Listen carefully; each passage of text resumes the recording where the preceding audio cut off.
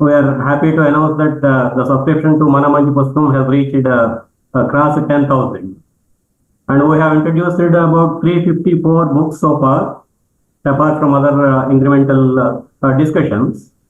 On this particular occasion, I am happy to announce that Comrade Vijay asked me to kind of co-sharing or co-organizing with Red Books. Thank you, Vijay.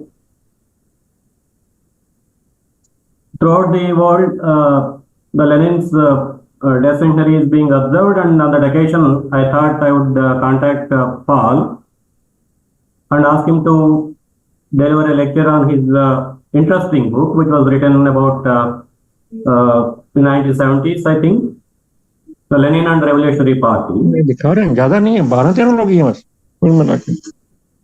Then he also suggested that he released his latest book, Lenin, responding to the catastrophe forging revolution. So I thank Paul for accepting my invitation, though it is a small platform, but it is a good and interesting platform to share the ideas.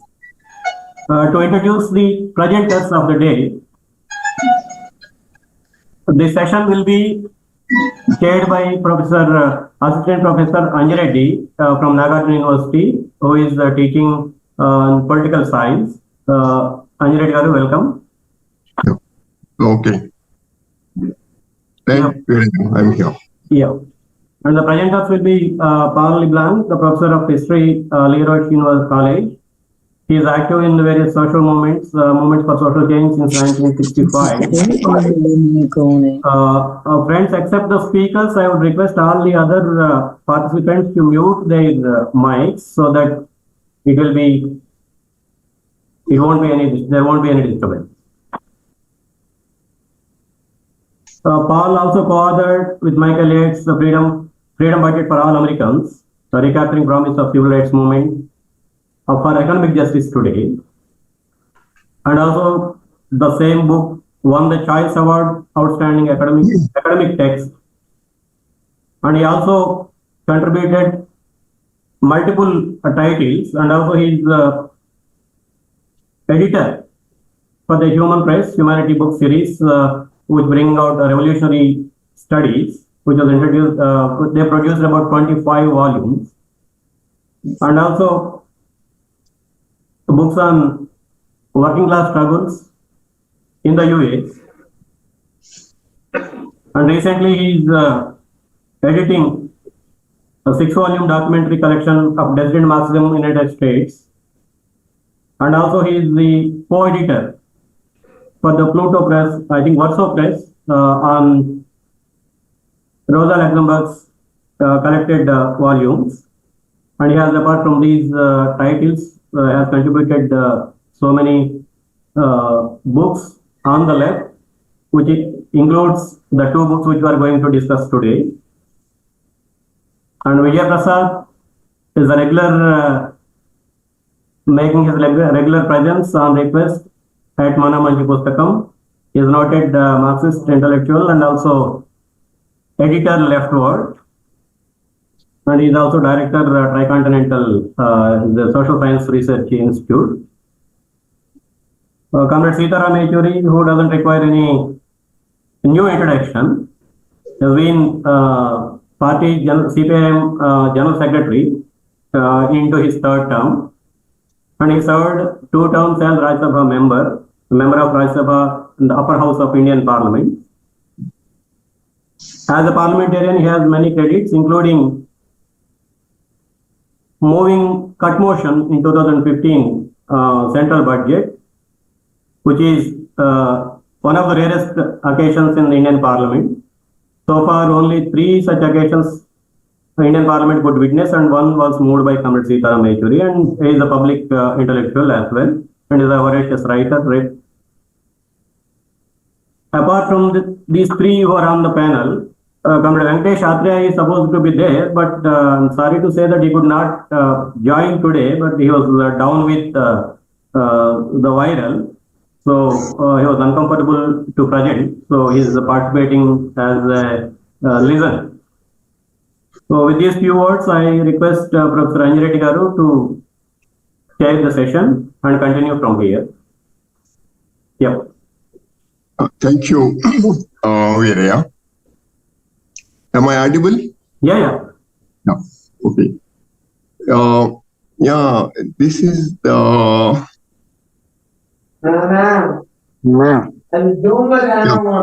occasion where the Manchi Pustakam and the Red Books jointly organizing a lecture by Professor Leib Blank, Professor of Emeritus of History, who teaches at the Roche University at Pittsburgh. So, as Vera has already introduced, Professor Leib Blank is a well-known Marxist intellectual whose contribution and research on Lenin is commendable. So my role here is only to contextualize Lenin when we are celebrating his 100th death anniversary. As we all know, Lenin's role in the triumph of October Revolution in Israel, Russia, which is a historic event in the sense that it led to the political independence of all the countries in Asia and Africa within a span of 3 or 4 decades once the October Revolution is successful in Russia. So Lenin's contribution is historic in the sense that it is an epoch-making event. So, as we all know, Lenin is not only a theoretician but also extremely a leader of masses, a leader in the sense who combine both the roles so successfully. So we rarely come across such people who combines theory as well as practice in such a wonderful way. But the context when Lenin initiated revolution in Russia is almost similar today, in the sense where the imperial powers are again dominating the world, where the progressive and democratic forces are on the retreat. So this is the context where when we are again discussing about the role of Lenin and his contribution to today's world. So when we are contextualizing Lenin's contribution to today's context, what are the questions we should pose? An important question is how we are going to advance democracy as well as socialism in the context where the ascendance of imperial powers are almost hegemonic. So how we are going to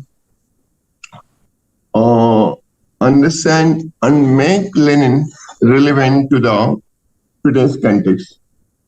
So to what extent Lenin's contribution in understanding the imperialism, how we are going to organize the people in the context where liberal democracy has stabilized across the world. So in today's context, when liberal democracy to a large extent stabilized across the world, how we are going to advance the substantive democracy in these countries, especially in the context where neoliberalism has overtaken as an ideology across the world, especially among the middle classes. So in this context, how we are going to relate, as well as how we are going to make Lenin relevant to the modern context. To what extent Lenin's conception of party is still relevant in a sense, a problem that has been discussed repeatedly for the last 3 or 4 decades after the collapse of Soviet Union is whether democratic centralism has led to the centralization of authority within the Communist Party itself. So that is one important area where we have to discuss and debate and try to make sense of Lenin's understanding of party. To what extent the party should be democratized so that it will play an extremely important role in the transformation of these societies. Again, how we are going to combine anti-imperial movements across the world. So this is when we are debating about Lenin's relevance to the modern times. These are the two questions that we have to think.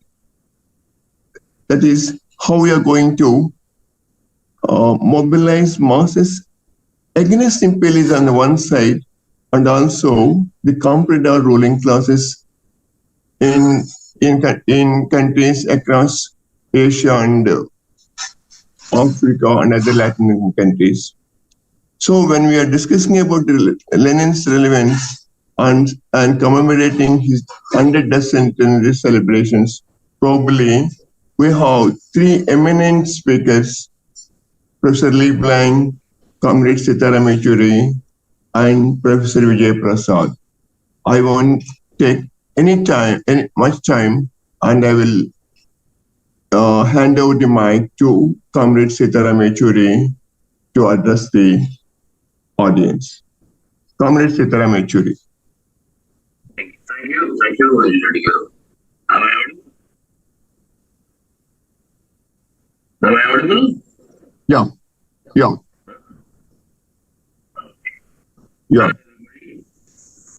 Hello, Mr. Paul Dibal. You've not met before.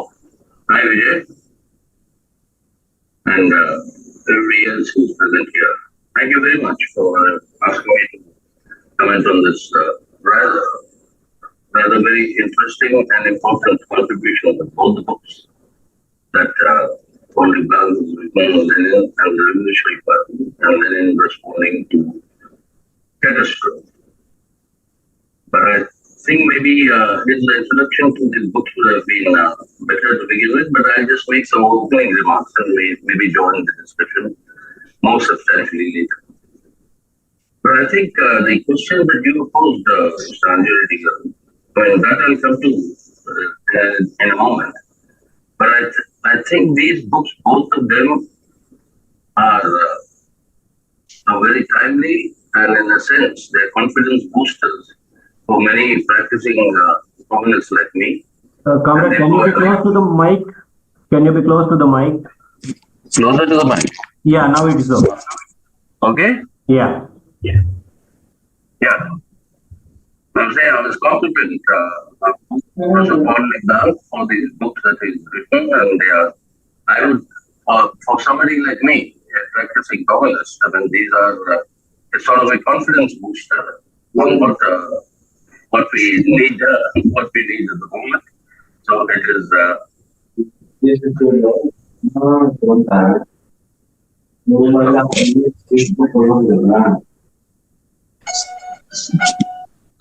is somebody being sent to me, or was it a conversation independently?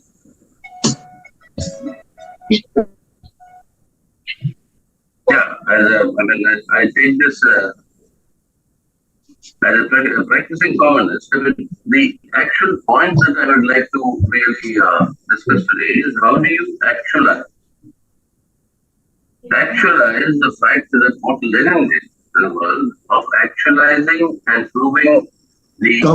Your voice is not clear. Professor, Comrade Sita, your voice is not clear. Not clear, is it? Even now? Yeah. Now? Yeah, now clear. Now clear. Is it clear now? Yeah, it is clear now. Yeah.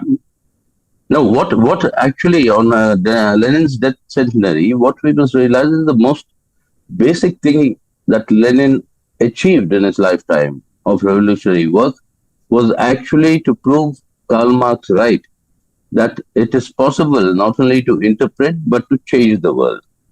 And he changed it. So in the present time, when we are talking about Lenin on his death centenary, I mean, how do you actualize this reality of changing the world in today's context? And in doing that, what we learn from Lenin and all the works of his that have been discussed in various ways and various parts, and in both these books as well, all the works that he has discussed, there was a specific reason why Lenin wrote all these works. I mean, at every twist and turn of the revolutionary movement, Lenin felt it necessary, and because he felt it necessary, the revolutionary movement advanced, that how to put the revolutionary movement on the right track.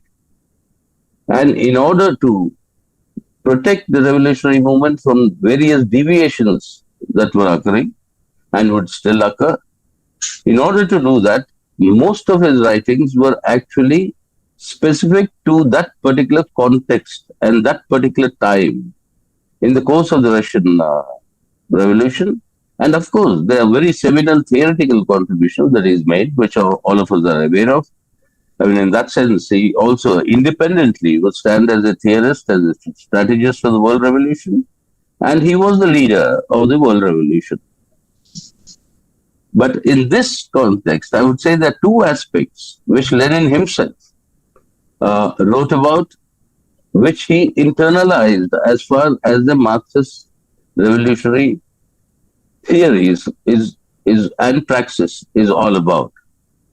One of the postulates that he makes, among the many, in his work on who the friends of the people are, he says tens of thousands of workers are continuously attracted to Marxism because it is the only philosophy that combines two features, and these are being revolutionary and supremely scientific. It does not combine them only because its founders combined them in their actual life. Both Marx and Engels combined both the revolutionary aspect and being supremely scientific. And it is what he says that this is integral and intrinsic to Marxism. So being supremely scientific and revolutionary at the same time is one trait that Lenin internalized in his own lifetime and his work. The second, which he says, that the living soul of Marxism, the concrete analysis of concrete conditions, is the living essence of dialectics. So put these two together, which Lenin did all through his life and all his works. That is, the concrete analysis of concrete conditions and being revolutionary and supremely scientific. You talked of democracy and socialism, Anjali, together. But remember what he said. We must formulate every one of our democratic demands in a consistently revolutionary manner. So democracy and revolution are not inseparable, but they were integral to Lenin. And that is what is integral in Marxism. I mean, in the sense that it is both go together. We'll come to the deviations that occurred later and later that led to the collapse of the Soviet Union, etc. That's a separate issue. But in terms of understanding the contributions that Lenin made and what we should learn from that here today are these two aspects. Concrete analysis of concrete conditions, being scientific as well, supremely scientific as well as revolutionary, and combining them, not one after the other, but together intrinsically. Now, keep both these the teachings of Lenin in mind and let us see what is the contemporary reality. Unlike in the time of Lenin, when he analyzed the advance of capitalism to the stage of imperialism, the world today is different from that world. At that time of Lenin's world, you had the monopoly capital and finance capital, the amalgamation of your industrial as well as finance capital, and you had imperialist centers of different finance capitals that were competing with each other for a greater share of the world in order to maximize profits. This led to the inter-imperialist rivalry, which Lenin had postulated during the First World War, of converting the inter-imperialist war into a revolutionary war and moving towards the October Revolution. But in today's situation, what you have is the emergence of international finance capital. And international finance capital hegemonizes the world globe as a whole. So you find to an extent the inter-imperialist rivalries muted. Unlike in the time of Lenin, when they were actually, these rivalries were leading to inter-imperialist wars. But does this mean Lenin has been proved wrong? Or that the inter-imperialist rivalries have ceased to exist? No, on the contrary. I think Lenin has been vindicated because in his own imperialism, if you read it thoroughly, you would find that increasingly, he says, increasingly, it is finance capital that will continue to dominate the capitalist world, the capitalist economy. That domination of the finance capital has reached the form of international finance capital. And international finance capital, with its express purpose of maximization of profits, has moved the world into a neoliberal paradigm. And that neoliberalism, essentially, with this singular point of maximization of profits, has set down its own norms of no restriction on the movement of capital, no restriction on the movement of goods, and therefore capital can move from any part of the world to any part of the world to maximize its profits, etc., etc. That follows from the neoliberal paradigm. But this is the world that we are in today. And in this world today, what you find is, as this exploitation intensifies, and you find as consequent inequalities rising phenomenally, and this inequality is rising phenomenally is also having its consequence of rising discontent, rising opposition to neoliberalism, and this rising discontent and opposition to neoliberalism among the working class is sought to be today diverted, and that is the contemporary reality. And how is that being diverted? By rousing emotive issues and disrupting the unity of the people in struggles against this rising exploitation. And whether it's racism, whether it's xenophobia, whether it's anti-immigration, or whether it's communalism, like it is in India, it is these factors that are making the world shift in a rightward direction. There is a rightward shift in politics globally. This year, 2024, will witness more than half of the world's population voting. There will be elections in more than 50 countries of the world. And everywhere you find this trend of the rightward shift and the rise of the extreme right-wing forces politically. So you have the intensification of exploitation under the rule of international finance capital-led neoliberalism, and this rise of the extreme right-wing forces, which often happens whenever capitalism is in a deep crisis. It is followed by politically, it is accompanied, not necessarily followed, but it's accompanied by a rightward shift, and the Great Depression and the subsequent rise of fascism in Europe that all of us know as part of history. No need to go into it. So, but that is the sort of a phase that we are in today. And in this phase that we are in today, in India particularly, which is what is of concern to us, in this rightward shift that is politically taking place globally and in India very, very sharply, you have this sort of a communal polarization and diverting and disrupting the unity of our striking people by using the elements and emotive issues like communalism, and which you find in India is on the ascendancy. And in India, it's not only the crisis of capitalism, the crisis of imperialism, the economic crisis that you have, a global slowdown in the world capitalist economy, unable to recover even to the pre-COVID levels even today, and with growing levels of unemployment and hunger and poverty.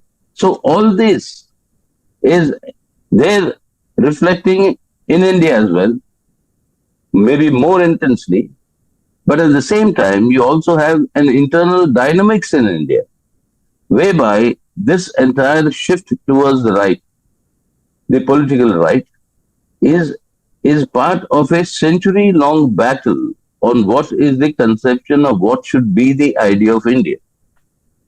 The effort was all through, even through our freedom struggle, was what should be the character of independent India.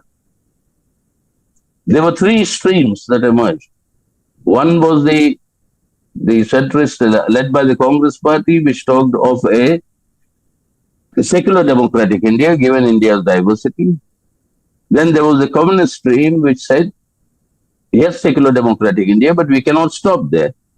We have to convert the political independence of our country into the economic independence of our people. Therefore, we need to move towards socialism. Then there was a third vision, which had a twin expression, that India's character would be governed by the religious affiliation of its people. Thus, you had the Jinnah's Muslim League's conception of an Islamic Republic, and you had the RSS conception of a Hindu or a Hindutva Rashtra. Very fascistic project.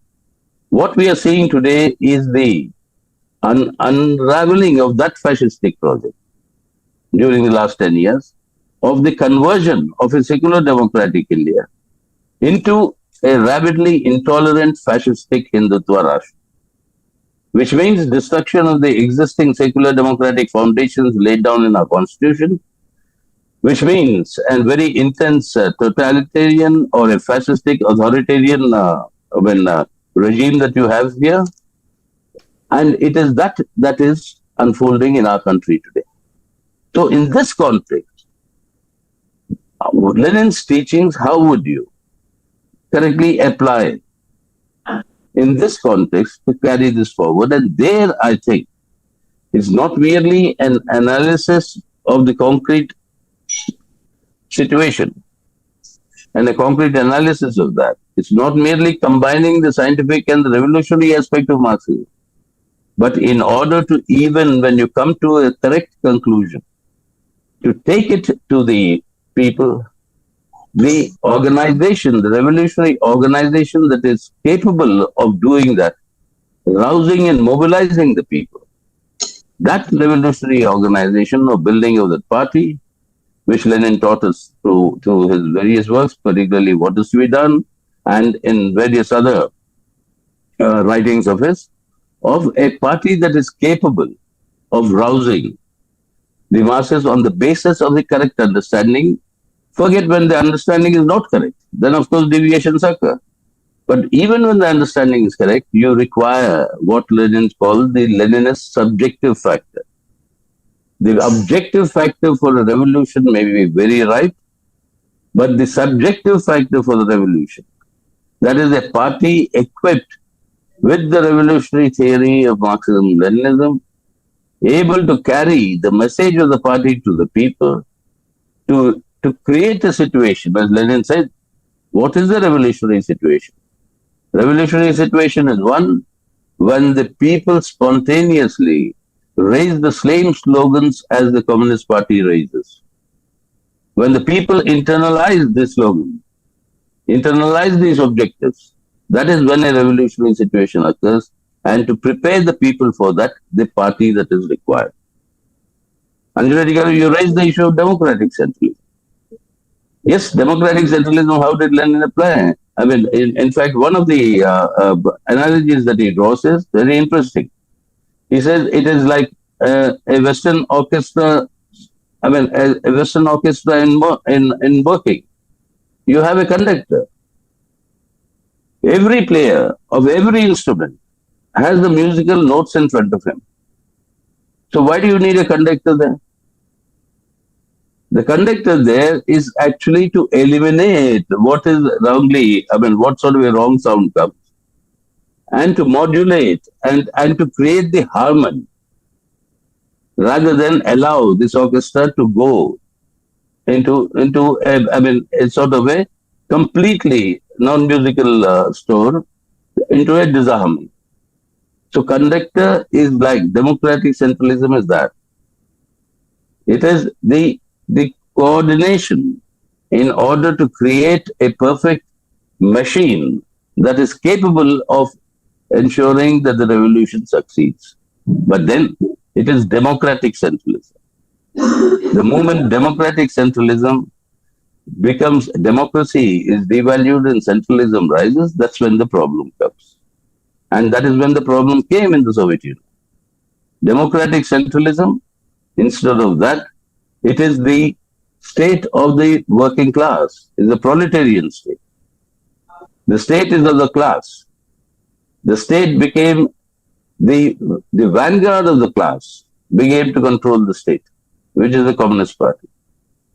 And within the vanguard, the leadership, the Central Committee, took over the role of the party as a whole to control the state. And within the Central Committee, the leadership, which is the Politburo or the General Secretary, became the ultimate controller of the state.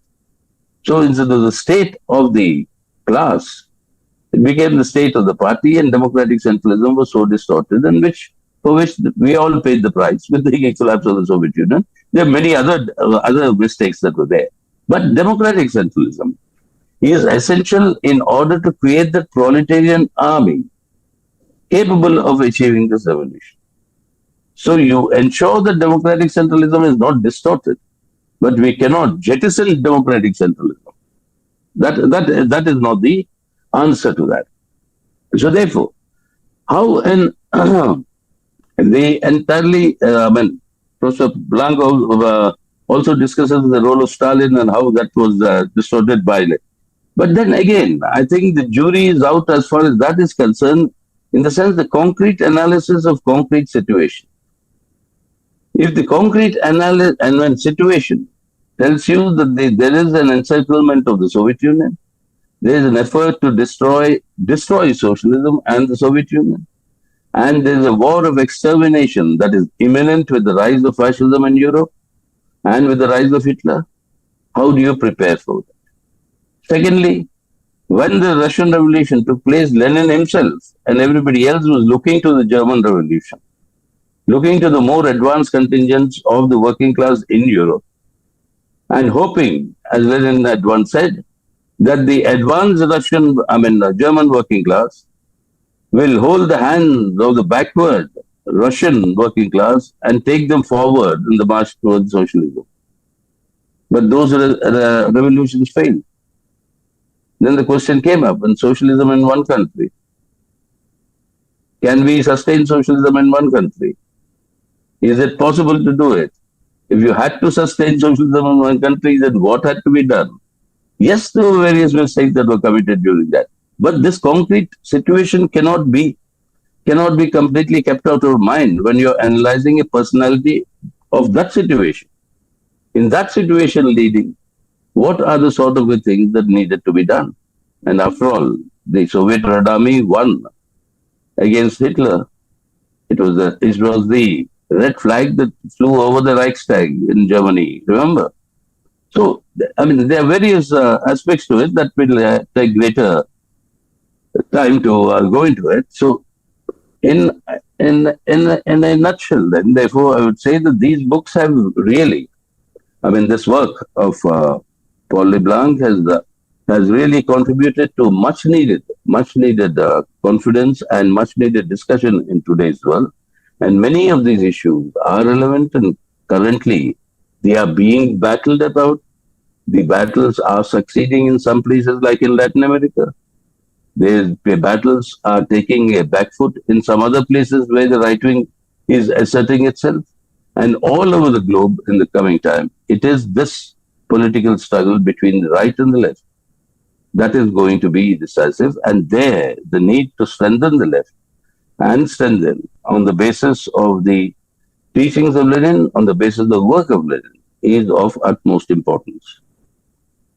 So thank you very much. With these words, I'll stop now. Maybe later we'll see where the discussion progresses.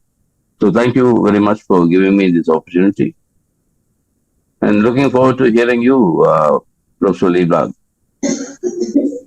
Thank you, Comrade Sitaram Yechuri.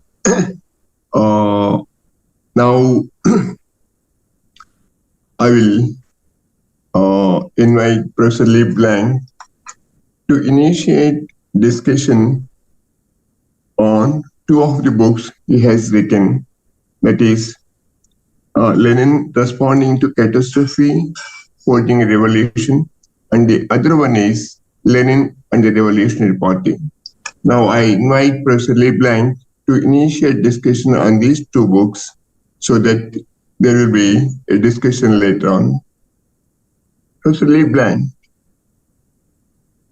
Thank you. It's a pleasure to be here, and I am also looking forward very much to the discussion. I've written my remarks, but I will try to give a dramatic reading so that it's interesting. We'll see what happens. We are living through a contradictory time of uncertain duration.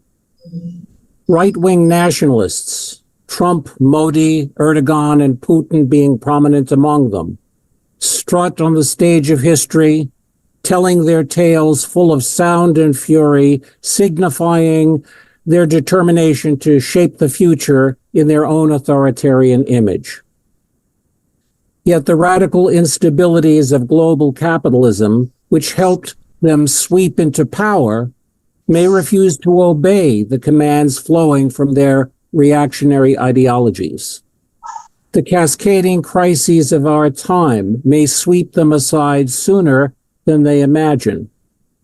For those of us who are not in their thrall, and who may be joined by multiplying numbers of the disillusioned and the desperate, a question is posed. What is to be done? That, of course, is the same question posed in 1902 by the revolutionary who faced another reactionary tyrant. In the 100th anniversary year of Lenin's death, the importance of engaging with the ideas and work of this uncompromising revolutionary flows not only from our need to comprehend the past, but also the possibilities of the future. Our overarching theme here involves the qualities and continuing relevance of Lenin's orientation. We will note and then move beyond distortions of his thought, focusing on his actual political and organizational views, briefly tracing how this played out in the Russian Revolution of 1917. We will touch on complications in all of this, particularly in regard to applying Lenin's ideas to our own time. My understanding of such things is shaped in large measure from my own experience in the United States. But Lenin's significance, like the catastrophes we face, have a global reach going far beyond that. I have much to learn, as do we all, from understandings shaped by the Indian experience. So I look forward to the contributions of comrades who will advance the discussion, and that has already begun. My talk itself is organized into 5 parts. First, critics and distortions. Second, Lenin's revolutionary democratic program. Third, Lenin's democratic revolutionary organization. Fourth, the 1917 revolution. Fifth, similarities and differences between Lenin's reality and our reality. Part 1, critics and distortions. Vladimir Ilyich Ulyanov, known by his revolutionary alias Lenin, is a central figure in the history of the 20th century. In support of this view, one relevant set of facts involves his role as a leader of the 1917 revolution and a founder of the modern communist movement. Another set of facts involves how he has been perceived by millions of people, for some as evil incarnate, for others as a benevolent genius. A third factual cluster involves his development of Marxism's revolutionary cutting edge, which has relevance for the future. Contrary to the notions of critics and even partisans, or some partisans, I will argue that Lenin's understanding of socialism and of methods necessary in the struggle for it are profoundly democratic, in harmony with the perspectives of such revolutionary and democratic-minded socialists as Karl Marx and Rosa Luxemburg. His legacy continues to have relevance, especially for activists in our own catastrophic time. But why have so many flocked to reject Lenin? In part because he is a revolutionary exemplar, perceived as an outstanding example for those who would like to see a socialist revolution. There are some, however, who, for a variety of reasons, embrace the status quo and do not take kindly to those like Lenin who threaten to disrupt it. Over the years, we have also seen revolutionaries becoming disillusioned with socialist revolution's possibility. In some cases, one-time adherents, out of weariness or frustration, feel a need to draw back from the struggle. And there are yet others who would like to see a better world, but who are not inclined to subject themselves to the incredible stresses connected with efforts to actually overturn capitalism. Some of these people are therefore moved to explicitly reject the revolutionary exemplar. More than this, a great many people have a false understanding of Leninism as elitist, manipulative, and authoritarian that has been spread far and wide both by critics and partisans of Lenin. There are peculiar similarities in the way Lenin is perceived both by some anti-Leninists and by some who have claimed to be Leninists. It is worth spending a moment on this. The variety of critical viewpoints regarding Lenin can be illustrated through the evolution from communism to anti-communism of a very influential interpreter of Lenin's thought named Bertram D. Wolfe. He was a pro-Lenin enthusiast for a quarter of a century, first as a leading figure in the U.S. Communist Party, then in a dissident communist group, which sought acceptance back into the mainstream of the pro-Stalin communist movement. None of this worked out in the way that he hoped. As a disillusioned ex-communist, he initially developed a nuanced critique in which Lenin's conscious commitment to democracy was subverted by some of his own undemocratic assumptions and impulses. Later, as an employee of the U.S. State Department during the Cold War, Wolfe ended up simply denouncing Lenin as a cynical architect of totalitarianism who, similar to Adolf Hitler, should never have been born.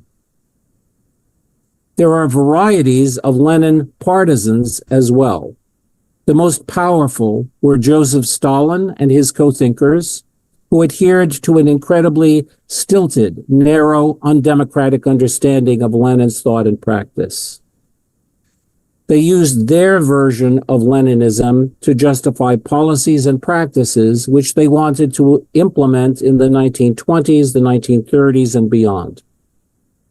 Because Stalin was at the pinnacle of state power in the Soviet Union and was a prime influence in the world communist movement for about a quarter of a century, he had the ability to destroy communists who opposed him, and also had the authority and resources to widely propagate his own particular understanding of Leninism.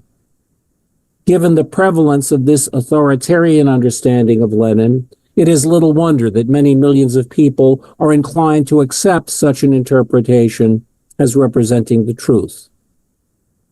In contrast to this, a growing number of serious scholars and thoughtful activists have been finding in Lenin's thought and practice qualities which have a far more interesting, valuable, and democratic quality than is commonly thought.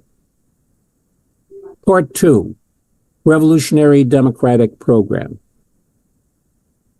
In the Communist Manifesto, Marx and Engels link the working class winning the battle for democracy with society moving forward to the creation of socialism, a society of the free and the equal.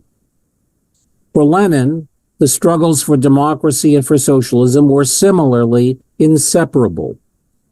When he was first presenting the case for Russia's rising layer of Marxist revolutionaries in the 1890s, Lenin called for a growing and militant socialist party that would lead struggles of the working class in Russia around two interrelated focal points: socialism and democracy.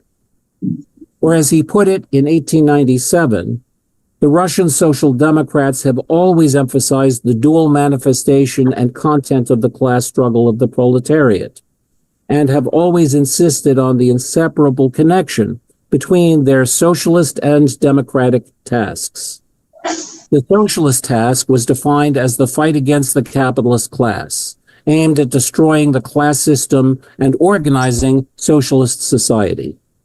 The democratic task was defined as the fight against czarist absolutism, aimed at winning political liberty in Russia and democratizing the political and social system of Russia. He went on to explain that the proletariat alone can be, and because of its class position, must be, a consistently democratic, determined enemy of absolutism, incapable of making any concessions or compromises. The proletariat alone can be the vanguard fighter for political liberty and for democratic institutions. There were, he argued, two reasons for this. First, political tyranny bears most heavily upon the proletariat, whose position gives it no opportunity to secure a modification of that tyranny. It has no access to the higher authorities, not even to the officials, and it has no influence on public opinion. Second, the proletariat alone is capable of bringing about the complete democratization of the political and social system, since this would place the system in the hands of the workers. And by the way, much of the wording here in my presentation is from Lenin's actual writings.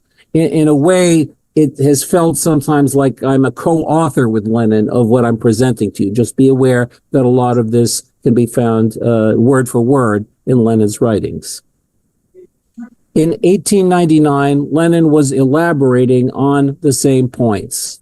The essence of the Russian Marxist program, he explained, was to organize the class struggle of the proletariat and to lead this struggle, the ultimate aim of which is the conquest of political power by the proletariat and the establishment of a socialist society.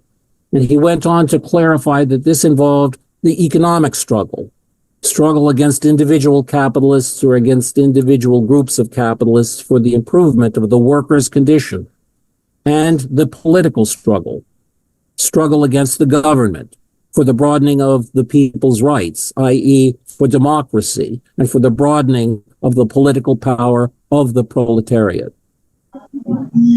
In 1903, the Russian Marxists broke into two contending factions, Lenin's militant Bolsheviks and the more moderate Mensheviks. But 1 year earlier, in his classic What Is to Be Done, Lenin underscored the agreed-upon notion of the need to expound and emphasize general democratic tasks before the whole people, without for a moment concealing our socialist convictions. In a key passage, he asserted that a Marxist must function as the tribune of the people, who is able to react to every manifestation of tyranny and oppression, no matter where it appears, no matter what stratum or class of the people it affects, who is able to generalize all these manifestations and produce a single picture of police violence and capitalist exploitation, who is able to take advantage of every event, however small, in order to set forth before all his socialist convictions and his democratic demands, in order to clarify for all and everyone the world historic significance of the struggle for the emancipation of the proletariat. Another classic work was Lenin's polemic in the midst of the revolutionary upsurge of 1905, Two Tactics of Social Democracy in the Democratic Revolution. Here he argued for a militant worker-peasants alliance to overthrow Tsarism, rejecting the worker-capitalist alliance advocated by his Menshevik comrades. He expressed the view of both factions that whoever wants to reach socialism by a different road other than that of political democracy will inevitably arrive at conclusions that are absurd and reactionary, both in the economic and the political sense. He noted that the slogan of a democratic republic is necessary both as a matter of logic and in point of principle, for it is precisely complete freedom that the proletariat, as the foremost champion of democracy, is striving to attain.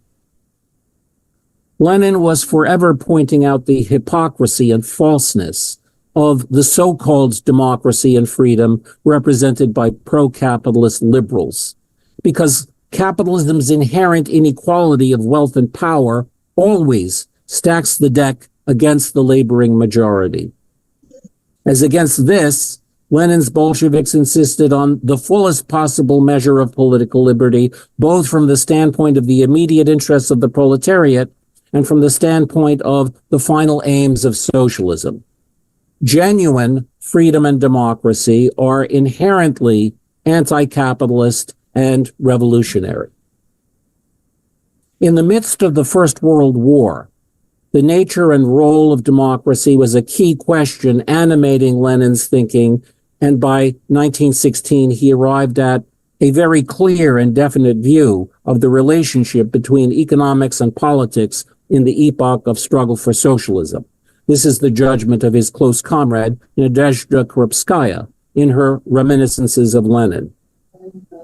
Stressing that the role of democracy in the struggle for socialism could not be ignored, Krupskaya quotes Lenin as insisting that democracy is necessary for the achievement of socialism in two respects.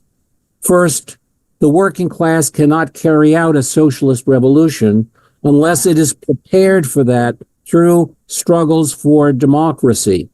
And second, socialism cannot maintain its victory and bring humanity to the time when the state will wither away unless democracy is fully achieved. Lenin's linkage of the socialist goal with the withering away of the state is grounded in Marx's critique of the Gotha program. Lenin sees the achievement of the goal of a stateless socialism evolving over time as democracy becomes a habit in the way people function as decision makers. But he also sees the existence of genuine democracy as an essential element in a political strategy that will replace capitalism with socialism. Details of that strategic orientation are suggested in this lengthy quotation from The Revolutionary Proletariat and the Right of Nations to Self-Determination, written in 1915. And here's what he says, major quote.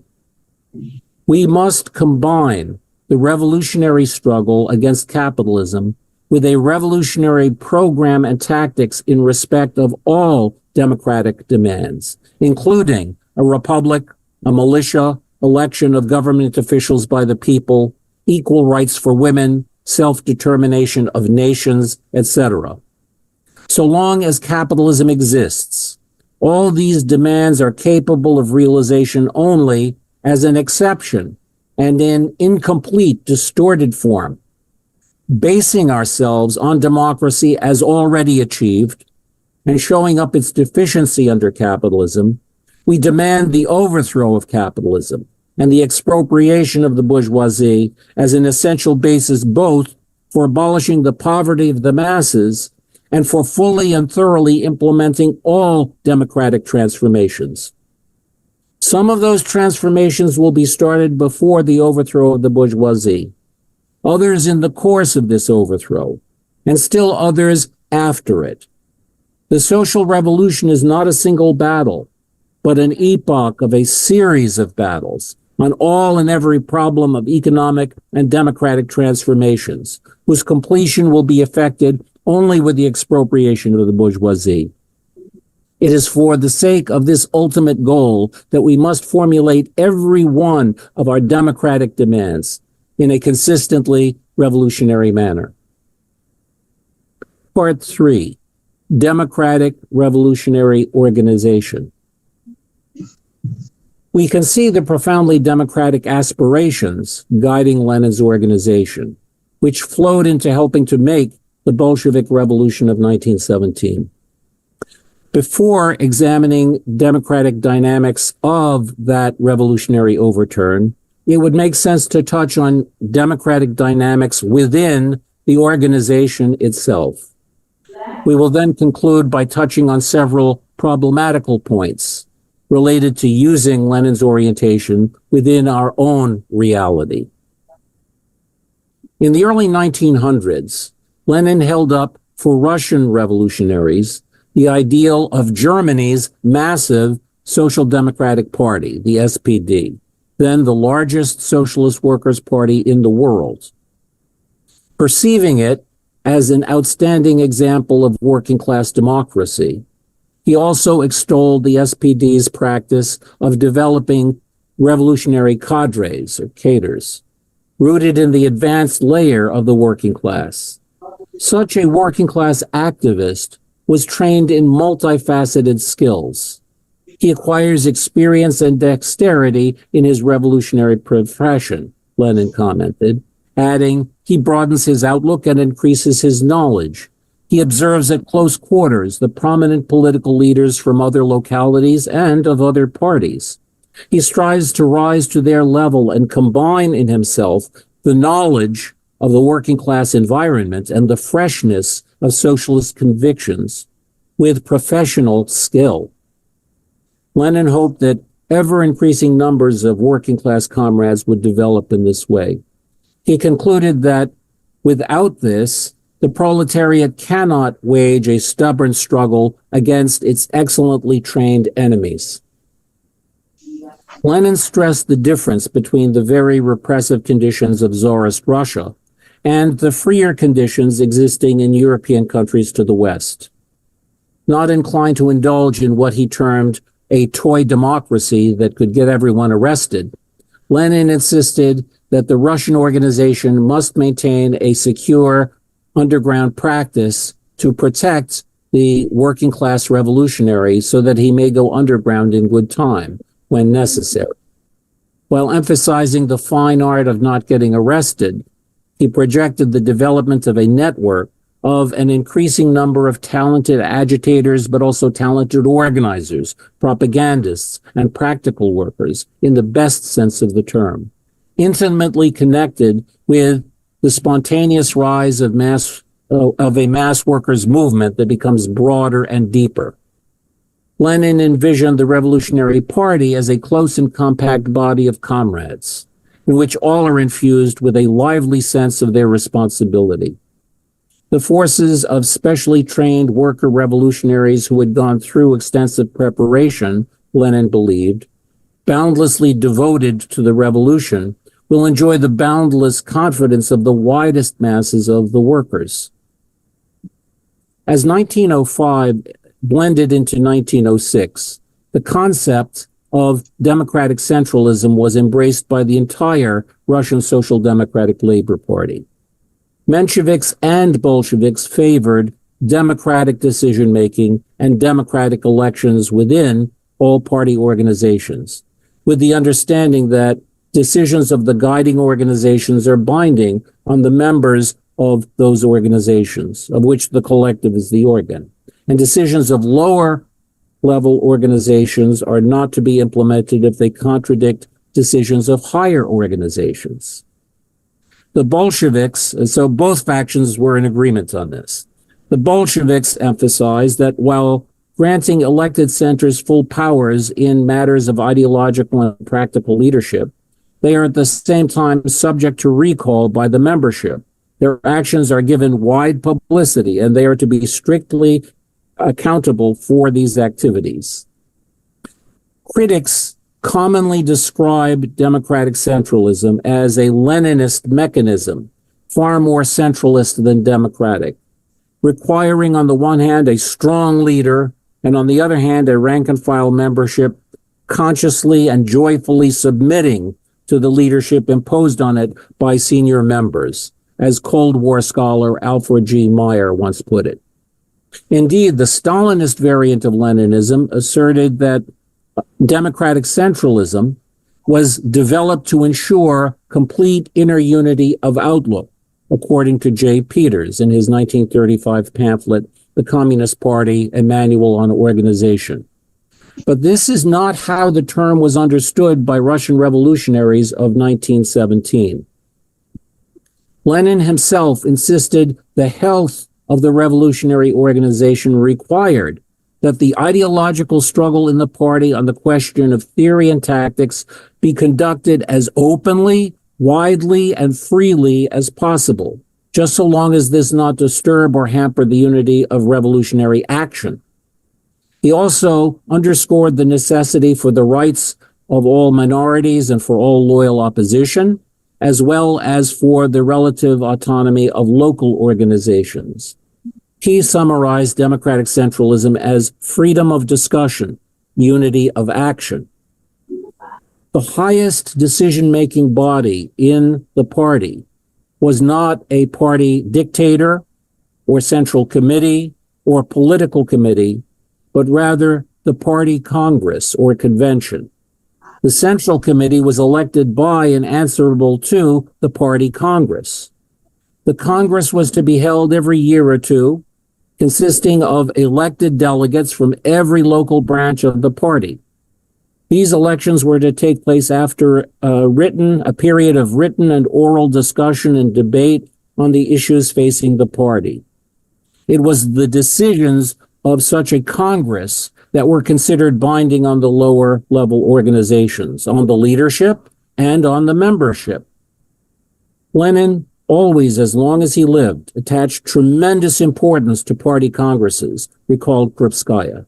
He held the party congress to be the highest authority, where all things personal had to be set aside, where nothing was to be concealed, and everything was to be open and above board.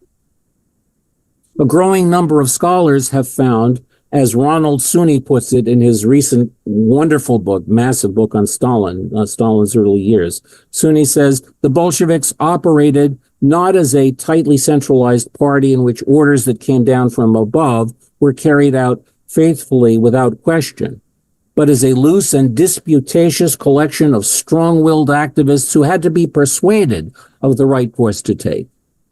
They were an argumentative lot. They were Protestants without an infallible pope. Many were well read in the classics of Marxism and kept abreast of the controversies of party congresses and in the party press, who were dedicated to using a body of political theory and historical interpretation to analyze the politics of the moment and predict possible outcomes. Strategy followed from their reading of the class configuration in Russia and in Europe. Part 4, making sense of Russia's revolution. So how did this play out in the Russian revolutions of 1917, both the February-March overthrow of the Tsar and the October-November Bolshevik triumph. The 1917 reports from knowledgeable New York Tribune foreign correspondent Isaac Don Levine give a sense of the revolutionary dynamics. While the mainstream politicians in the rather lame Tsarist parliament, the Duma, reared back in fear, an upsurge in late February challenged the power of the Tsar, demanding peace, bread, land, liberty. According to Levine, the leaders of the socialistic, revolutionary, and labor elements organized for a general attack against the old regime, forming democratic activist councils, Soviets. Levine tells us, they mobilized a revolutionary army composed of soldiers, armed students, and workers. Red flags were now waving in the air everywhere, and singing the songs of freedom and revolution, the masses continued their victorious fight. The Tsarist autocracy collapsed. The revolution was triumphant. Traditional liberal and conservative politicians, with support from moderate socialists, hastily composed a provisional government, but its power was limited. It was the workers and soldiers that actually fought and shed their blood for the freedom of Russia, Levine reported at the time. The Duma, from which the provisional government arose, took a hand in the situation only after the revolution had achieved its main success. The gulf between the provisional government and the Council of Deputies, that is the Soviets, is as wide as between the United States government and socialism, Levine explained to his readers. Only such an upheaval as the revolution could have bridged this chasm between the two extremes. While the provisional government represents business and commerce, he noted, the ultimate aim of the Workers' Council is social revolution. To achieve this revolution, it is necessary to dethrone the political autocrats first, they say. Then the capitalistic system must be attacked by the working classes of all nations as their common enemy. This account from Levine was in June 1917. A tumultuous swirl of events swept through Russia from June to October, with Lenin and the Bolsheviks demanding, down with the provisional government, all power to the Soviets. By October, the Bolsheviks and their allies had won substantial majorities in key Soviets, and the Soviets they led went on to depose the provisional government. The morning after the seizure of power, Lenin, speaking for the new revolutionary government, proclaimed, "Comrades, working people, remember that now you yourselves are at the helm of state. No one will help you if you yourselves do not unite and take into your hands all affairs of the state. Your Soviets are from now on the organs of state authority, legislative bodies with full powers." This ultra-democratic vision incorporated an explicit commitment to move forward to socialism in Russia and globally. Lenin concluded, gradually, with the consent and approval of the majority of the peasants, in keeping with their practical experience and that of the workers, we shall go forward firmly and unswervingly to the victory of socialism, a victory that will be sealed by the advanced workers of the most civilized countries, bring the people peace, and liberate them from all oppression and exploitation. Lenin's final point in this statement indicates the central importance of revolutionary internationalism, what some have called solidarity across borders, for the Russian Revolution and for revolutionary strategy altogether. This is why Lenin and his comrades formed the Communist International, to help build up effective revolutionary parties throughout the world. As he explained in his letter to American workers in 1918, we are banking on the inevitability of the world revolution. adding, "We are now, as it were, in a besieged fortress, waiting for the other detachments of the world socialist revolution to come to our relief." Rosa Luxemburg also noted that the whole calculation behind the Russian fight for freedom is based on the tacit presumption that the revolution in Russia ought to become the signal for the revolutionary rising of the proletariat in the West. And if that failed to happen, even the greatest energy and the greatest sacrifices of the proletariat in a single country must inevitably become tangled in a maze of contradiction and blunders. Making common cause with Lenin and the Bolsheviks in the final weeks before she was killed, Luxemburg helped establish the German Communist Party and labored to help make a socialist revolution in Germany.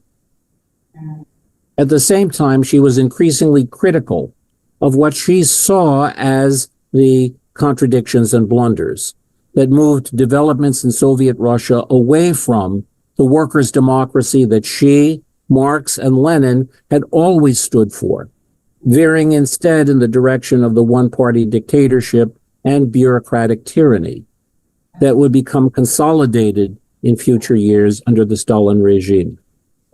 Luxemburg noted that such developments were taking place under conditions of bitter compulsion and exigency amid the swirling maelstrom of events.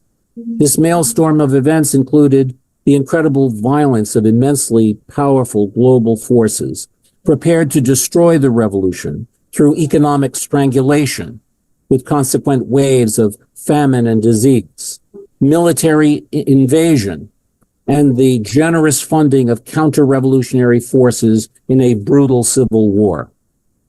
Hostile capitalist governments also labored to create, around revolutionary Russia, a cordon sanitaire, a chain of anti-revolutionary dictatorships that would prevent the spread of revolution and cause the Soviet Republic to fester and finally die in its isolation. Lenin and the Bolsheviks resorted to extreme authoritarian measures, the Red Terror, and a dictatorship not of the workers and peasants, but of a beleaguered and increasingly dictatorial Russian Communist Party. This was not meant to be some new pathway to build socialism, but simply a desperate effort to survive until socialist revolution spread to more countries that would join with Soviet Russia to build a better world. Luxemburg knew the revolution's leaders and felt there could be no doubt that it has only been with the greatest internal misgivings and extreme inner reluctance that the gifted leaders, the gifted figures of the vanguard of the Russian Revolution, i.e. Lenin and Trotsky, have taken certain decisive steps on the thorny path they navigate, with snares of all kinds on either side. Luxemburg's sharp critique of the Russian Revolution was designed to help strengthen the global struggle for socialism, in order, as she put it, to distinguish the essential from the non-essential, the kernel from the accidental excrescences in the politics of the Bolsheviks. In order to help advance socialist revolution throughout the world, she believed, the positive essentials of Lenin's approach, which have been the focus of this presentation, must be separated from the non-essentials associated with the authoritarian swerve taken by Lenin and his comrades in the desperate years following 1917. Due to the failure of the revolutionaries, Luxemburg as much as Lenin, Russia's revolutionary regime remained isolated in a hostile capitalist world. And the result was the eventual consolidation after Lenin's death of the dictatorship of Joseph Stalin. The non-essential qualities that Luxemburg critiqued became essentials of Stalinism. Lenin himself, from his youth to his death, sought to remain true to the original essentials. It is worth noting that one element of this was his approach to revolutionary theory. Lenin insisted that Marxism is not a dogma, but a guide to action, He saw the relationship between theory and practice, between Marxist thought and practical political activity, as a complex interplay. He insisted that genuinely revolutionary theory assumes final shape only in close connection with the practical activity of a truly mass and truly revolutionary movement. He sought to explain to comrades of other countries that the history of Bolshevism could not be understood in a simplistic way. It must include a variety of qualities, adherence to basic revolutionary conceptions, combined with the struggle for more modest reforms, knowing the difference between revolutionary practice and revolutionary phrasemongering, the interplay of democracy and class consciousness, being able to push forward against opponents on the left, flexibility to compromise and form a united front, knowing when to attack and when to retreat, always learning from experience. While the revolution might not be about to break out in one or another particular country, Lenin and his comrades argued that every struggle for the most limited immediate demand is a source of revolutionary education, for it is the experiences of struggle that will convince working people of the inevitability of revolution and the significance of communism. Part 5, Lenin's reality and our reality. Flexibility was key to Lenin's orientation. History as a whole, and the history of revolutions in particular, Lenin emphasized, is always richer in content, more varied, more multiform, more lively and ingenious than is imagined even by the best parties, the most class-conscious vanguards of the most advanced classes. An effective communist international, he insisted, can never be built up on stereotyped, mechanically equated, identical tactical rules of struggle. Lenin urged comrades of different countries to seek out, investigate, predict, and grasp that which is nationally specific and nationally distinctive, to correctly adapt and apply revolutionary perspectives to their specific contexts. Rejected as stupid the notion that the Communist International would ever call upon revolutionaries of other lands slavishly to imitate the Russians. He commented to his Italian comrades, "The revolution in Italy will run a different course than that in Russia. How? Neither you nor we know. One must be open to a variety of possibilities." There is a related quality of Lenin's worth noting. Throughout his political life, he engaged in fierce debates with others in the movement, including among Bolsheviks. Once the debate was over, however, and the disputed issues resolved, Lenin was generally prepared to embrace comrades on the other side of the dispute and draw them into positions of leadership and responsibility, as was the case with Anatoly Lunacharsky, Nikolai Bukharin, Lev Kamenev, Gregory Zinoviev, Leon Trotsky, Nikolai Pokrovsky, and others. Lenin's measuring stick was what would strengthen the revolutionary organization and enrich the revolutionary struggle. He had little time or inclination to nurse grudges, and he was far from being the grim ascetic that some have portrayed him as being. Life sparkles and bubbles within him, as Lunacharsky put it. Simon Lieberman, a Menshevik with skills he chose to put to the service of the early Soviet Republic, later recalled that Lenin was inflexible in his principles, yet flexible and full of compromises in practice, in handling people. That is why, when he did not consider a person his political opponent, Lenin was governed by his own humaneness and even gentleness. Lieberman recalled that Lenin could indeed be all attention, all charm, apparently putting all his cards on the table. At their first meeting, Lieberman felt sufficiently comfortable to express sharp criticisms of certain Bolshevik economic decrees. "Of course we make mistakes," Lenin responded. "There cannot be a revolution without errors, but we are learning from our errors, and we are glad when we can correct them."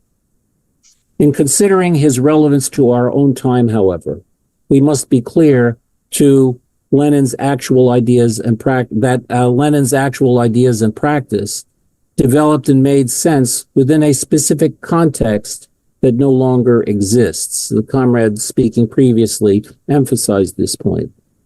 While we live in a very different world than he did, however, it is not totally different. In the hopeful struggles and horrific experiences of the 20th century, global mass movements of the workers and oppressed were ultimately defeated and largely destroyed.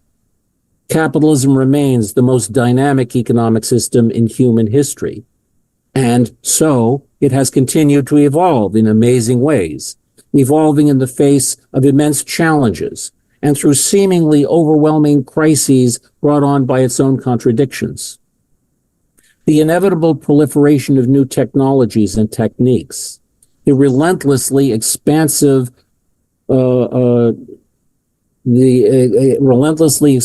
reach developing within industrial capitalist society, the amazing processes of globalization have transformed capitalism in multiple ways. But the need for profit-driven business enterprise to exploit humanity's life and labor has remained the same. More and more aspects of our lives have been invaded and battered through the capital accumulation process. Through this, the old working class has been largely overwhelmed and much of it even obliterated, at least in my country. Yet through capitalism's continued dynamic development, more and more people within sectors of our planet's labor market are proletarianized, dominated, exploited, oppressed, and endangered. The structure and dynamics of the global economy generate deepening inequalities, instabilities, and destructiveness that throw into question the future of human civilization and even humanity's ability to survive. An eroding quality of life for more and more of the world's laboring majorities is matched by growing authoritarianism, irrationality, and violence across the face of our planet. A voracious market economy designed to enrich already immensely wealthy elites is intimately connected with environmental destruction engulfing our world. This presentation will conclude with a further consideration of this matter of environmental destruction. But first, it makes sense to reemphasize more strongly a fundamental difference between Lenin's time and ours. Much of what Lenin had to say and tried to do made sense within a global political context that no longer exists. In his time, socialist and labor parties with massive working class constituencies, profoundly influenced by Marxist theory, and explicitly committed to replacing capitalism with socialism, were the largest political parties within each of the major European nations. Angelika Balabanov later recalled the mighty Socialist International on the eve of World War I, embracing millions of men and women in every nation of the world, including the most advanced and articulate workers, the most influential leaders of labor, many of the ablest journalists and foremost intellectuals of the day. A bulwark of working class consciousness and socialist commitment, its leaders sat in parliaments and trade union councils, and its hundreds of newspapers were daily fare of the European masses, animated by a common faith. Today, this movement exists as shreds and tatters and faded residues in much of the world where it was once vibrant and powerful. A primary task of those who would be guided by the perspectives of such people as Marx and Luxemburg and Lenin will have to involve rebuilding something approximating this mass political, cultural, social force for socialism. In this, India would appear to be well ahead of the United States, with a large number of communist parties and socialist groups having a total of, 2 million? 2 million people? The socialist movement of the late 19th century was created in an era of expansive and surging capitalism. Of course, the revitalization of the revolutionary socialist component of that movement under the banner of communism in the early 20th century took place within a context of capitalist crisis and the horrific catastrophe of imperialist war. But revolutionaries such as Lenin had the advantage of building on recent socialist achievements. Still, Lenin understood that they would need to build up their movement within and contraposition to a catastrophic world war.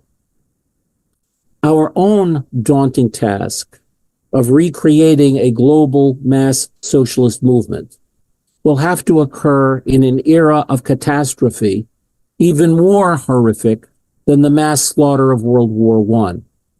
The destabilization and unraveling of the global environment, a consequent wave of economic calamities and mass fatalities. Liberal politicians offer reassuring rhetoric, phony compromises, and inadequate policies. Fake populists on the extreme right deny the realities of climate change altogether, resorting to authoritarian, bigoted, and violent policies in response to ominous problems threatening our world. As increasing millions of the world's people are impacted by the cascading catastrophes, a mass disillusionment with the capitalist status quo is likely, with a deepening radicalization. But for this to flow in a revolutionary direction, substantial organizations of the left will have to provide an alternative and a strategic way forward. Perhaps elements of the revolutionary left in India might have the resources and capacity to move in this direction, providing leadership for like-minded activists throughout the world. Stemming from today's conditions and from the consciousness of expanding layers of youth and the experiences of the laboring majority, it may be possible to build a fundamental challenge to the existing system of power and to create a better world. As we strive to advance that process, there is much to learn from the ideas, the insights, and the experiences of freedom fighters who went before. Lenin, with all of his accomplishments and insights, all of his mistakes and heroic efforts, is in the front rank of the freedom fighters we should look to. That, comrades, is my presentation. I look forward to further discussion.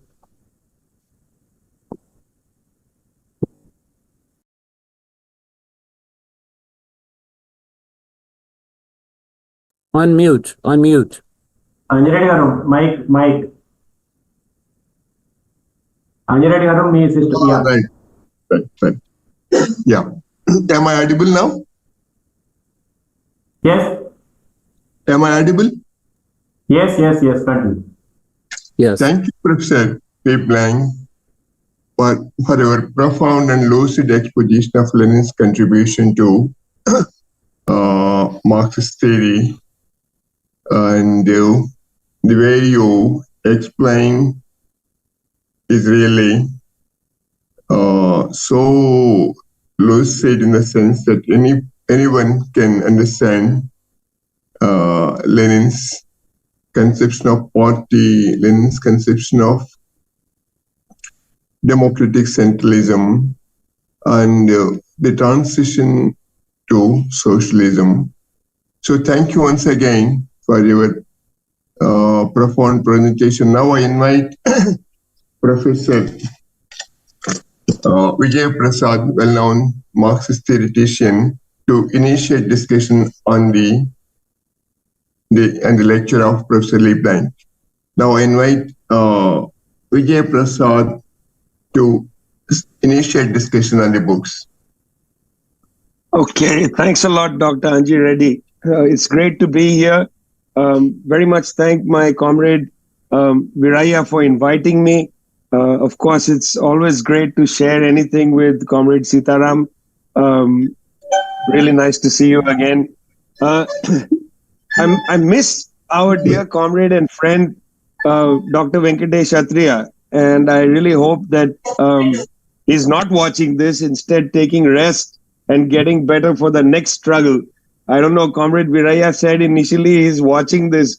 Venkatesh, go take a nap. Watch some films or something. This platform is also sponsored by Red Books Day, which will be conducted globally on 21st February. It's the day of the publication of the Communist Manifesto in 1848, and it's now become a festival of the left globally, where people around the world read red books in public. Last year, over 500,000 people participated in Red Books Day. We are hoping this year, Comrade Sita, to get over 1 million people. Just had a very good call with our friends in Cuba to go all out for Red Books Day. And in East Timor, the Socialist Party is going to go all out for Red Books Day. So hopefully, Comrade, this year over 1 million, and then eventually 10 million. We will not rest till this becomes a mass festival of the left. I think it's very important. Paul, I want to just offer some reflections, not only on your presentation, but on Lenin in our times, I think. But I'm very much spurred by your presentation, which was extremely thorough, profoundly knowledgeable about Lenin's life and so on. Certainly, I think we will have some disagreements over our assessment over the post-Lenin period, but I really don't want to get distracted by a debate around Stalin and so on, because I feel like some of those debates are for an earlier era. They are not for our time. And I want to put on the record that, whereas in an earlier period, people who were of the tradition of Trotsky and people of the tradition of Stalin went at each other's throats, I think, if we keep cutting each other's throats, the right is going to enjoy that spectacle. I think it's pretty ridiculous that we continue, in that kind of fratricidal way. So I'm very happy that we can have, I think, serious discussions about not only our various legacies, but also the situation of Leninism today. So that's the spirit in which I want to present. I don't want to go back and nitpick and so on. I think that's very unproductive for our time. One of the most important ways in which I think we'll have agreement is a tendency that we are fighting to skip Lenin. A lot of Marxist writings that go back and look at the tradition, they almost go from the 19th century and then jump to Gramsci. We used to joke and say, they have really taken the teeth out of Gramsci. Gramsci has become a theorist of culture and not a theorist of building communism. I mean, Gramsci's prison notebooks are about his dismay at the victory of fascism over the working class in Italy. That was what motivated him, not to better understand culture. Gramsci was not a professor trying to understand Italian culture. Gramsci was gripped by the necessity of figuring out how is it that the working class drifted into the arms of the fascists, an issue which is there with us even today, perhaps with as much gravity as it was for Gramsci sitting in prison. But this idea of skipping Lenin, I think, is very important. And I think we are joined in this, in bringing Lenin into the conversation, not allowing people to skip Lenin as if he is an embarrassment. For instance, skipping a serious conversation about building Marxism into a political movement. Marxism is not just a method. It is a commitment as well to change the world. What I find curious is how from What Is to Be Done, and I must say, I'm very proud of the new leftward edition of What Is to Be Done, which Comrade Sita released in Delhi with some of our other leaders at Harkrishan Singh Surjit Bhavan. But from What Is to Be Done, a sentence is extracted. Without a revolutionary theory, there can be no revolutionary practice. But in a sense, that slogan is ripped out of the book in an uncontextual way. Lenin is talking about organization. In fact, what Lenin is saying there is that without a revolutionary theory rooted in an organization, there can be no revolutionary practice. You take out the context of organization, and you can then just talk about theory and practice as if these things are, at two separate levels. The theorists theorize and the people practice. but where is the mediating term of organization? And I must say, a text that is also forgotten within Lukács's history and class consciousness is the problem of organization, where Lukács goes into some of the philosophical elements of this third term in the two terms, theory and practice, the third term being organization. Skipping Lenin is convenient because it means skipping the burden of trying to change the world. And I think our insistence in bringing Lenin back is not to bring Lenin back bibliographically or bring Lenin back historically. It's to bring Lenin back to insist on the imperative of thinking and acting to change the world. But then the question arises, how do you do that? And the question of organizational form at the center. So I think there, your presentation, our combined struggle to put Lenin back in the conversation is really about asking the pressing question of what is the capable organizational form to build our ranks and to challenge with confidence and clarity the power of capitalism and of imperialism. So we are not interested in skipping Lenin. In fact, we want to bring Lenin to the center of this conversation.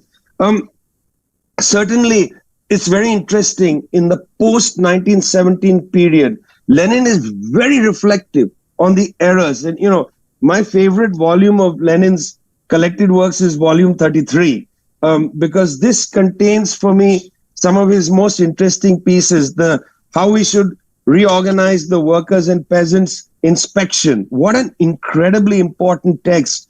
The text, better, fewer, but better. Why is this important in the last couple of years of his life? Because if you read these texts, when we talk about errors, when you read these texts, you realize Lenin is reflecting on the great difficulty of building socialism in what I'm going to directly call a backward society. Lenin writes there about how complicated it is to deal with a society with high levels of illiteracy. That's why the communists put so much of their resources into building a literate society, an enormous amount of resources. We forget about that the principal early task of the Soviet Republic was to increase the literacy of the people, because, Lenin has that great line where he says, without literacy, politics is just gossip. It's just gossip. It's merely chit chat. People need to have a measured understanding of what they're building. He talks about the inadequacy of the culture of how to take over the bureaucracy. Paul talked about Lenin coming there and saying, hey, listen, this is your government. But he realizes in that it's not so simple. C.L.R. James takes that line from Lenin, every cook can govern. But suddenly Lenin realizes, wait a minute, the cook needs to have certain skills. They need certain training. You can't just say, hey, let's be idealistic about it, where power to the people. Power to the people has to have a practical side to it. It means training. It means education. It means transforming the nature of the bureaucratic state. What kind of table should there be that separates the citizen from the official? Should it be a large table that intimidates the official? Lenin is thinking from that level to the level of education, culture, and so on. Do people have culture? He says in one of these texts, in volume 33, he talks deeply about the lack of technical training. He says, in the Soviet Republic, compared to other countries in the world, and I think he's principally glancing towards the western side of Europe, our technical skills are low. Our comrades don't know how to, say, manage an engineering factory. How are we going to take care of the electricity? Do we have any comrades who know anything about electricity? We need to know more about the electricity lines than the capitalists. We can't build, you can't electrify. When he said socialism is also electrification, but who's going to build the electricity lines? Which comrade can be in charge of that department? When we talk about errors, therefore, it's very important to recognize that socialism was being built in the realm of scarcity, in backwardness. It was not being built in the realm of freedom. In other words, the Russian communists succeeded, but the German communists failed. And had the German communists failed in the realm of freedom, we might have been able to have a different understanding of how to build socialism. Indeed, from what Comrade Anji Reddy was saying earlier, after 1917, all revolutions take place in the realm of scarcity, whether it's Mongolia, Vietnam, China, Cuba, etc. All revolutions take place in the realm of scarcity. And that itself is something we need to reflect on. Number one, why do revolutions take place in the realm of scarcity and not in the realm, in the center, the core areas of imperialism and capitalism? Why is that? And secondly, what have been the negative, the penalties that socialism has had to bear as a consequence of that issue? Not necessarily errors in the party and so on, but just that issue, I think, has been underestimated for us. And even now, there is much more possibility if a revolutionary period breaks out, much more possibility of revolutionary acceleration in the realm of scarcity. Even now, not in the realm of quote unquote freedom. By freedom, I'm using these terms from Marx. He distinguishes the realm of scarcity, realm of freedom. But the advanced countries are not moving the agenda in the same way as the poor countries. The final thing I want to get into a little bit, which I think is important for our discussion, is the question of organizational form. I spent a lot of time rereading and reading what is to be done recently, because for the leftward edition, we had to annotate it and so on. And Paul knows, Comrade Sita knows, it's a wonderfully vibrant text, but you need to read it with somebody who has a sense of the history of the debate. And we tried to build that into the text. Well, I was interested in 4 aspects of that text that I want to lay out, and they are, again, sort of in conversation with what Paul is saying. The first aspect is Lenin is so interesting in how he says that, look, capitalism generates its own spontaneous consciousness of resistance. For instance, trade union consciousness is going to develop regardless of whether there's a vanguard or not. Workers in a factory are experiencing the contradictions daily. They develop the consciousness. Whether that becomes a union or not is a separate issue. But trade union consciousness is a spontaneous matter, and not just trade union consciousness, but consciousness against hierarchies, anti-racial consciousness, fights of women for political freedoms of different kinds. These are spontaneously generated by the brutalities of the system. Socialist consciousness is not spontaneously generated. That is one of the key things I learned from what is to be done. Socialist consciousness requires the conscious and active work of a vanguard to help guide and build that form of consciousness. And for that, a party is required that is in continuous and total activity. Paul quoted the sections where Lenin says any injustice must be confronted by the party, not just the injustice on the factory floor, but any injustice. The advanced detachments of the workers who form the vanguard of the party must have a habit of condemning every injustice going on the street against any hierarchy that should be confronted. That's the second part of the organizational form. The first is this thing about the need to consciously create a certain socialist consciousness, and then total and conscious activity, to build that consciousness. Then Lenin comes to this question of democratic centralism. Again, I agree fundamentally with Paul. Highly misunderstood concept. It's not about, and it's never been really, even in the most pilloried examples, it's never really been like that. One reason it's not been like that is there've always been factions, even in the most overly centralized political organizations. But certainly the value, as Comrade Sita said in the beginning, is the ability to move as, quote unquote, and I don't like to use military metaphors, but to move as an army, to move together. Because our ranks are weak compared to the entrenched system of capitalism, the advantages that the right has from history, our ranks are weak. And therefore we need to be united and strong in our fight against the the very entrenched nature of capitalism. Well, here comes the interesting point that I got out of What Is to Be Done, and maybe this is an idiosyncratic reading, but so what? Lenin for me is not a religious figure. He is somebody to think with. We are Marxists. We don't have a religious attitude to the past. One of the points I got very much from What Is to Be Done was that the idea of discipline, so central to the communist tradition, the idea of discipline is not a synonym for obedience. I think that's an error sometimes, that we sometimes think of discipline as a synonym for obedience. No, discipline actually is a very active concept in the communist tradition. Discipline means the development of cadre, that every cadre is a thinking, acting agent of a communist party, that cadre can be replaceable, that we are trained, political education being at the core of it. We are trained in party schools, we are trained in struggles, we are this political education and political training. And I think the heart of democratic centralism, therefore, has to be understood through this concept of discipline. That democratic centralism is not about we have a discussion democratically and then we act centrally. No, the question is, who is we? We are cadre. We are highly disciplined. We are trained. We have an understanding of our own political objectives. We have party programs. We have party congresses. We have an opportunity to debate and discuss as free and equal members of a party.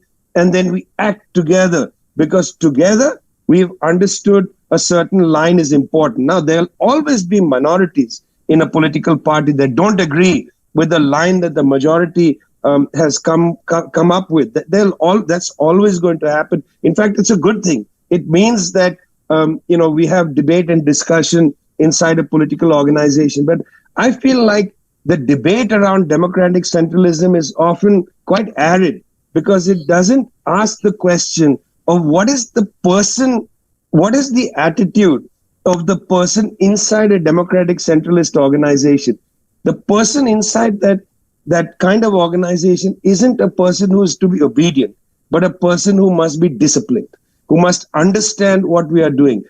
There is no obligation to be in a party, but once in a party, there are norms and established procedures, which I think are very interesting and important. Lenin, for us, of course, is an absolute important touchstone. We go there to test our thinking. I ask our comrades and friends, spend at least some time every year reading something from Lenin.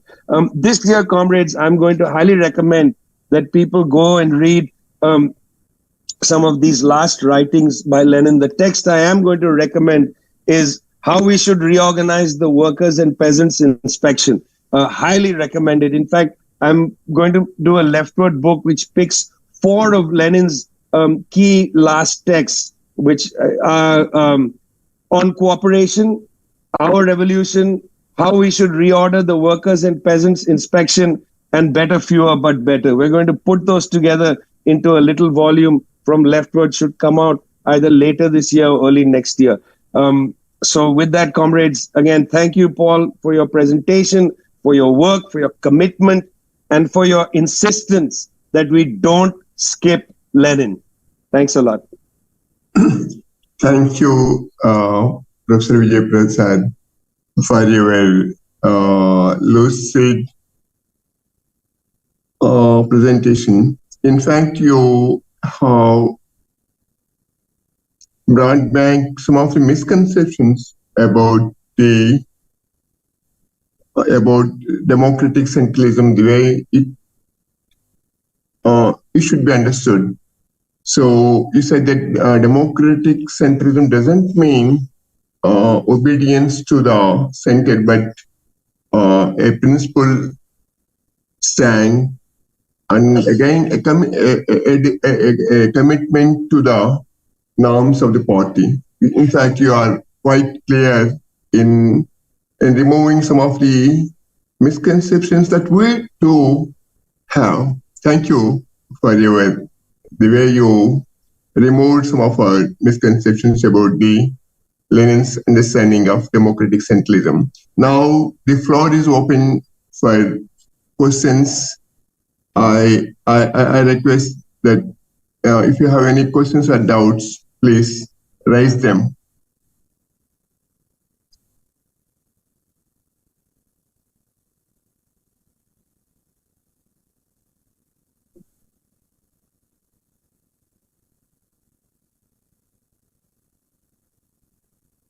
Any?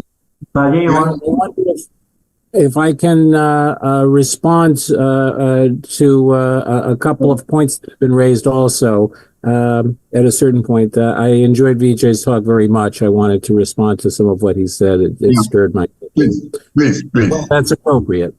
Yeah.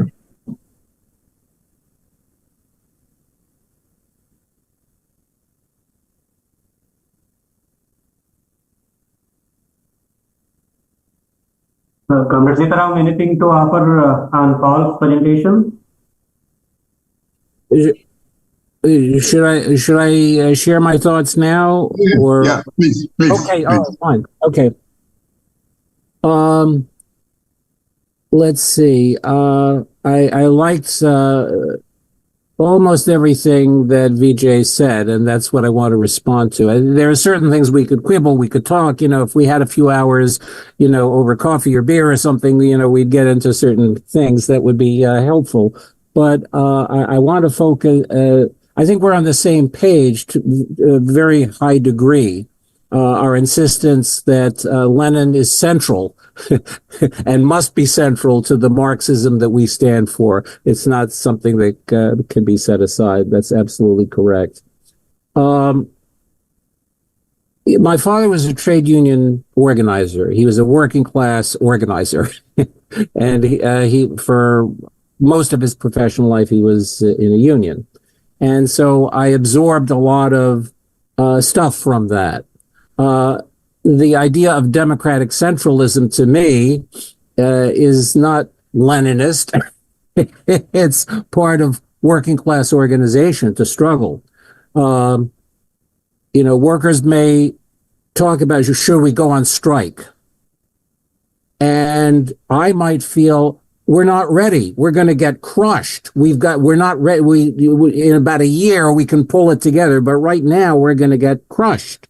And I'll argue that, in the meeting, in the union meeting. And a majority of workers won't see it my way. Well, if I decide, I'm not going to go out and strike, well, then I'm a scab. Then I'm a scab. And you don't do that. You don't do that. It's necessary to stay with the people that you're part of, the class that you're part of. The concept of democratic centralism was developed in the German labor movement in the mid-19th century, the 1860s, it said. It was put forward in the Russian movement originally by people who were Mensheviks.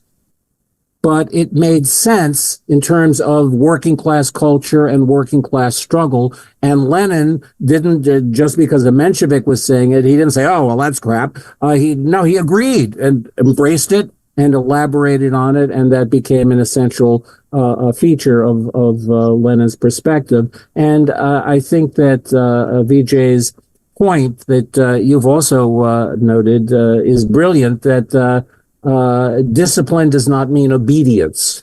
It means the kind of thing that I was talking about before. You stay with your class, and you have to. It's not just a discussion group, and then you go and do what you want. You're having the discussion to figure out what should we do, what is to be done, and it's got to be part of that. Too many socialist groups that I've associated with, they don't get to that point. It doesn't exist. The group doesn't, and maybe even within your group, there are some people that they're talking, but they're not there to be engaged in the actual struggle, and that's key. And that's key for Lenin. That's central to Lenin. There must be organizational coherence. That's otherwise it's so there's that. one final point that I want to make on Lenin's last writings, and I think that Vijay's project is incredibly important, and I discuss it in my book, particularly my most recent book. Lenin's Testament. Lenin's Testament is incredibly important, but misunderstood.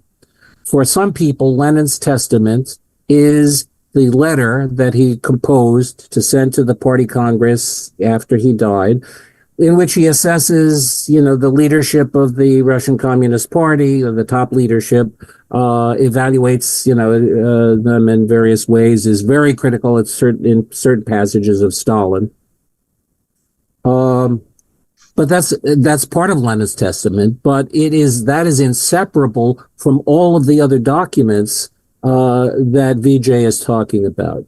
Okay, it didn't turn out the way we were anticipating. Now what do we do?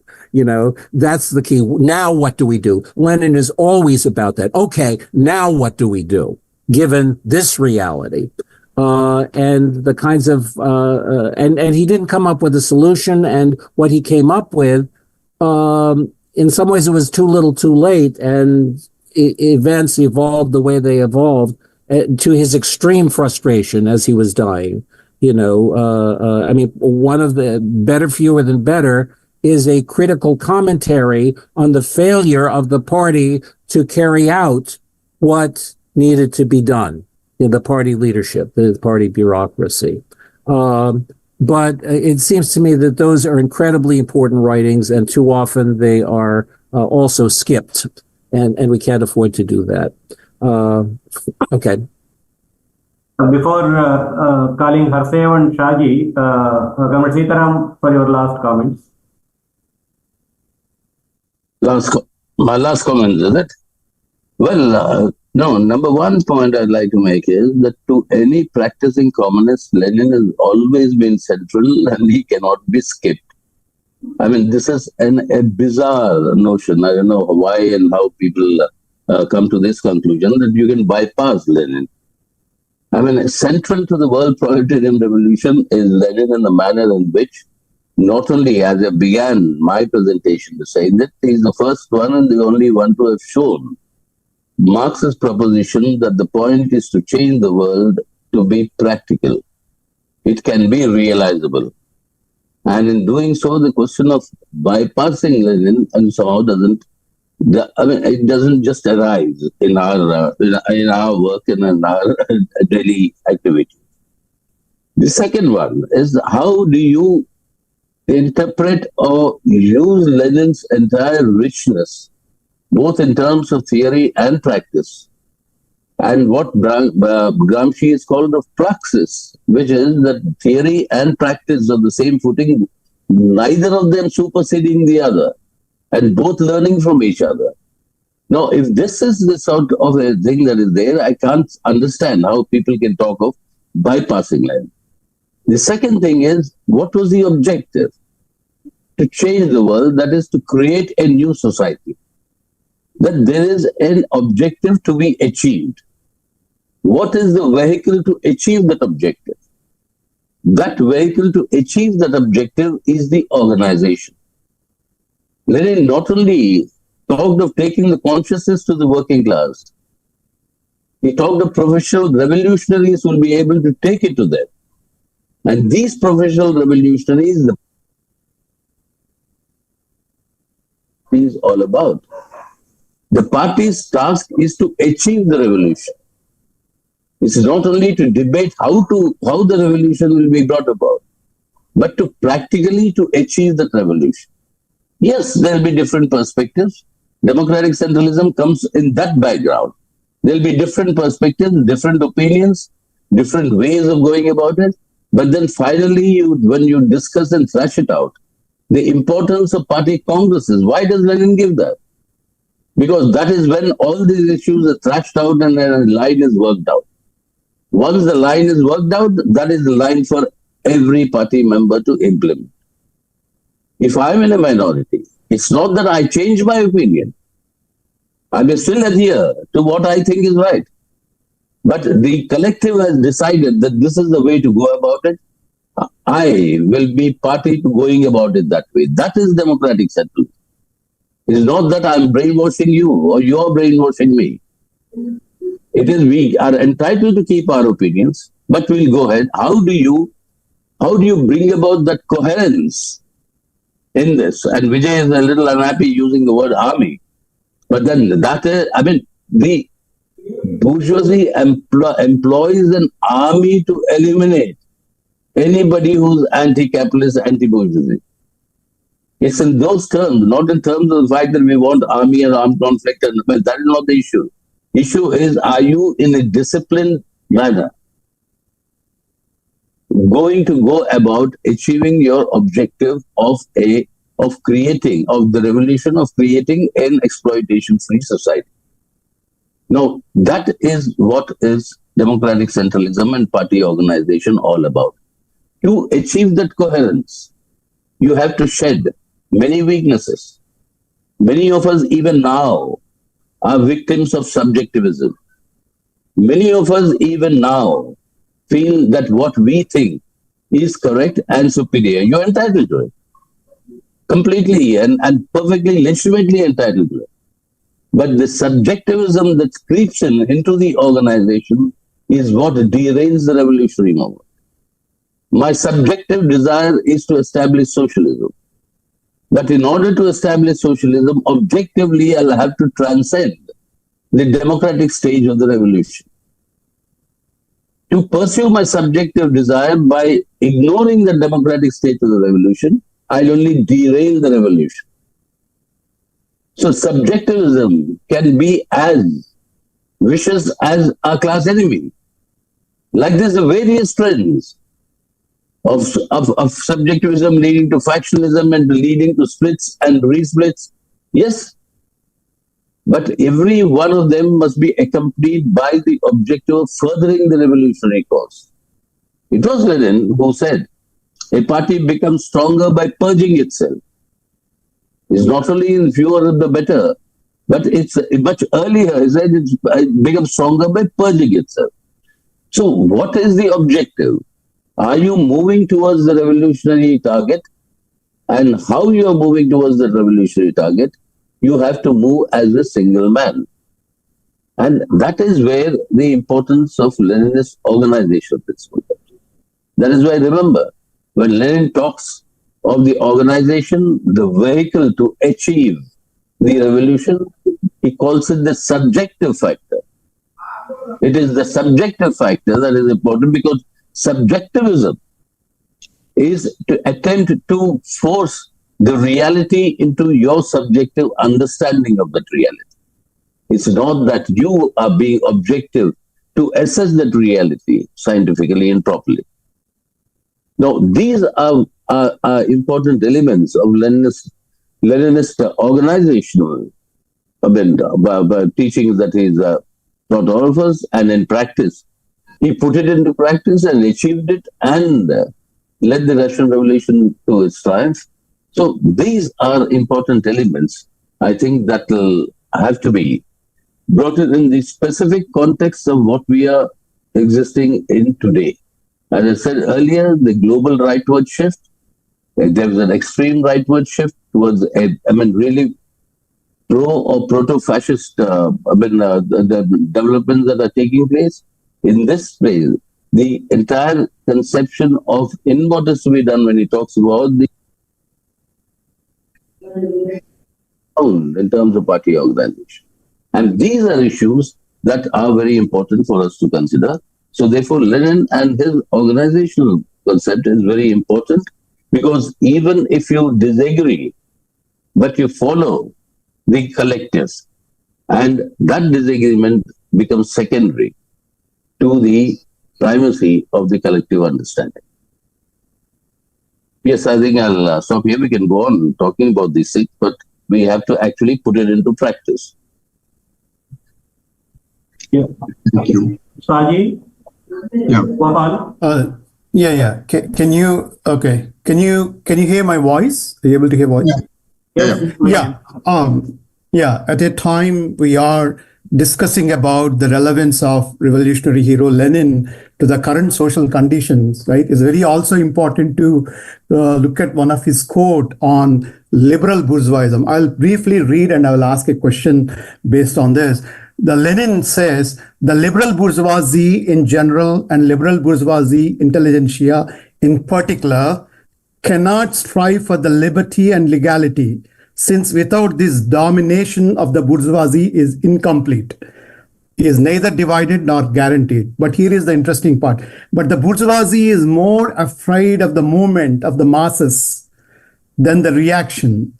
Hence, the striking, incredible weakness of the liberals in politics, their absolute impotence. Hence, the endless series of falsehoods, hypocrisies, and cowardly evasions in the entire polity of the liberals who have to play at the democracy to win the support of the masses, but at the same time are deeply anti-democratic and hostile. So at a time, we are living in the era of neoliberal politics. Specifically in United States, the neoliberal party, the Democratic Party, has become a puppet of American military-industrial complex and also responsible for this Palestinian genocide. In the Indian context, right, do you think the neoliberal parties like Congress Party, is it really capable of fighting the neo-fascists, right?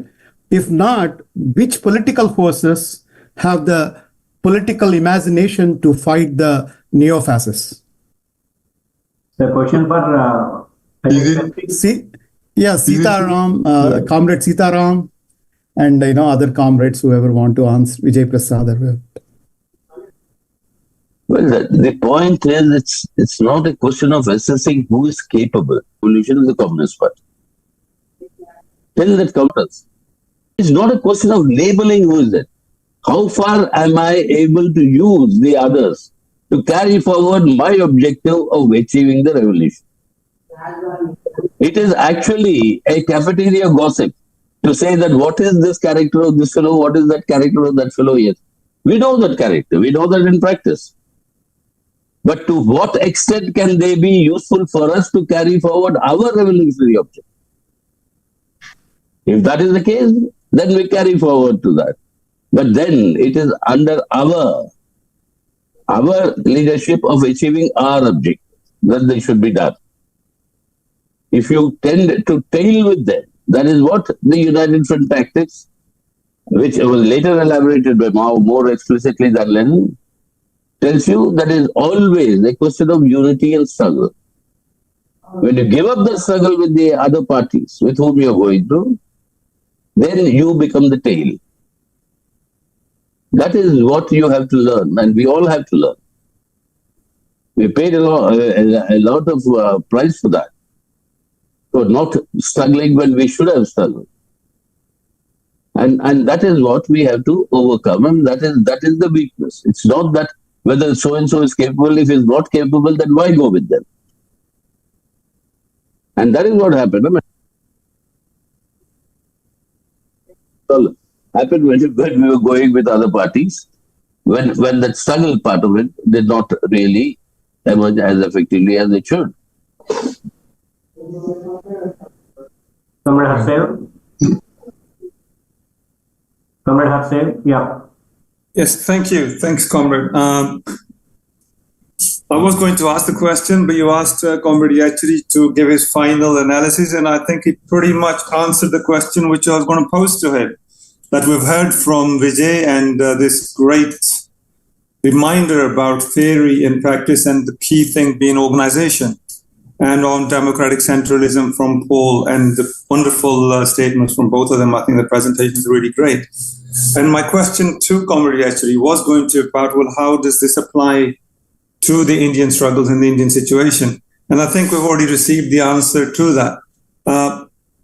I think, I don't really have a further question on this, because I think Comrade Yachuri has more than adequately expanded upon the situation. I'd just like to take this opportunity to thank the comrades as well for what they've added to the debate on Lenin and Leninism, and reminding us of the key aspect, because I work with the Marx Memorial Library. We have a magazine called Theory and Struggle. which is probably befitting for a library or an educational institution. But to apply that to the working class movements without the organizational aspect, as Vijay has touched upon, I think is losing the key essence of Leninism.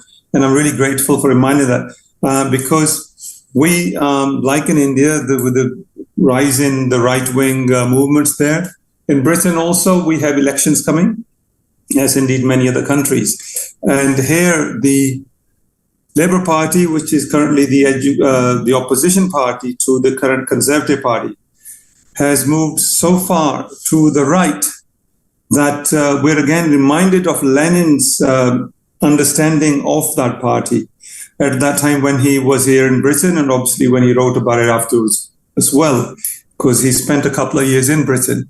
And he described it as a peculiarly bourgeois party. And I'd be interested to know from Vijay, I think he's been in touch with a number of organizations in Britain as well, and seems to follow the developments here. And from any of the other panelists, their view on Labour today, and certainly the opposition, as somebody mentioned, the Democratic Party in America, that the opposition to the established right-wing parties, the direction they seem to be heading in. So it's a slightly differently phrased questions to what we've been asked earlier on about the Indian situation. But certainly in Britain's context, the choice between, say, a Labour Party shifting more to the right, and in America also with the Republicans and the Democrats, who seem to be entering more into wars than even the Republican parties. So their views on how is that shaping up and under what is to be done, or Leninism understanding of how do we apply that to these conditions. Vijay, you want to respond? I'd like to add to the discussion. I'm very glad that the discussion has taken this turn. And I want to put forward some thoughts and questions because I'm interested to hear what comrades think, not only about what's been said so far, but about what I want to put on the table. This is a question. There's a very interesting event that's going on that was organized by a Cuban comrade called Leninist Days, and there are hundreds of panels. For comrades who are interested in what we're wrestling with now, you might want to look that up on the internet and plug into some of the sessions. But in one of the most recent sessions, this came up. A comrade who was giving a keynote, and he did a nice job, and I agreed with much of what he was saying. But he was dealing with the question of the rise of the extreme right.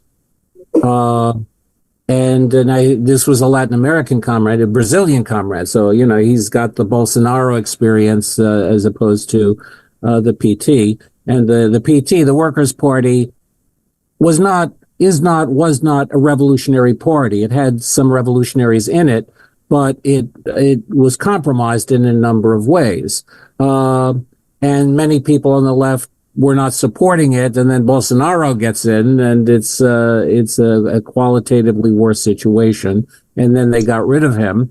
But it raises this question of what do you do in this kind of situation?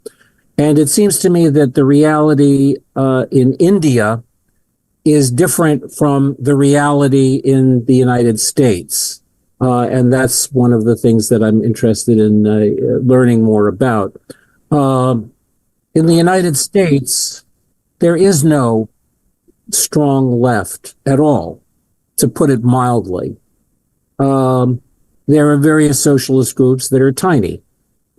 It's fragmented. Once upon a time, it wasn't as bad. Now so what do you do if you see Trump as not just a normal politician? What he represents is extreme right-wing fascist related. I don't think that he's a fascist, but there is fascism in the mass movement that has cohered around Trump.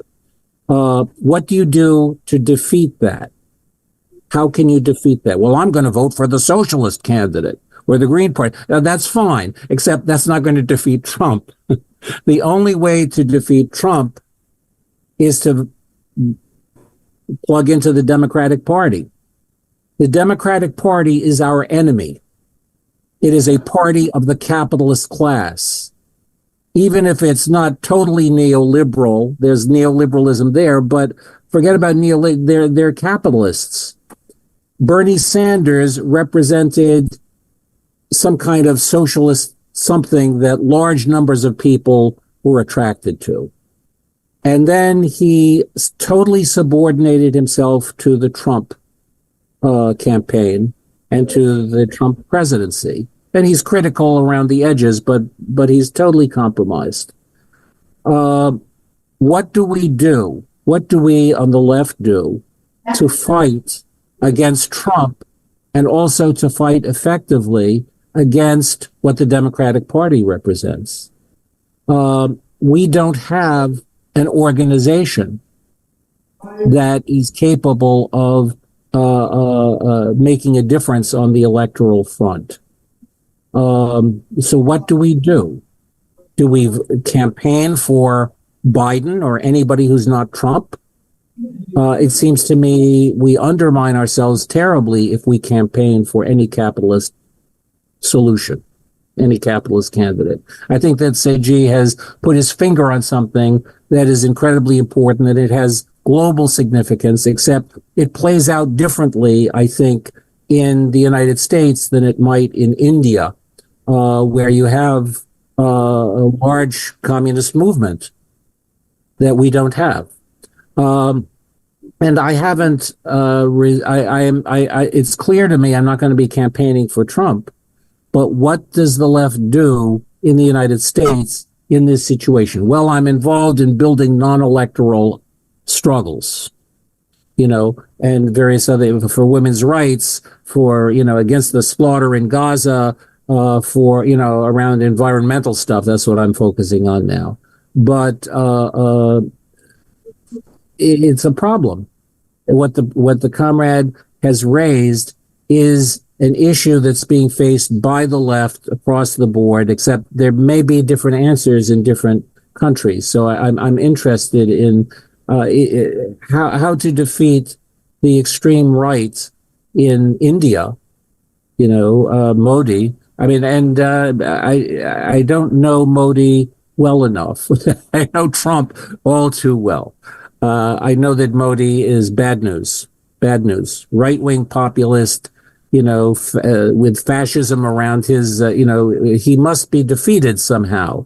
What he represents must be defeated somehow. How to fight effectively. Now, your answers for India are going to be different from the answers for the United States, but they'll be relevant at the same time. So in any event, I appreciate the comrade raising this. There's a similar issue in regard to the Labour Party. What do comrades in Britain do, in that situation? Is for me an unresolved question. Anjareddy గారు, Vijay summing up comment, దాని తర్వాత ముగిద్దాము. 2:30 అవుతుంది almost. Okay, should I ask Vijay to... Yes. Yeah. Okay.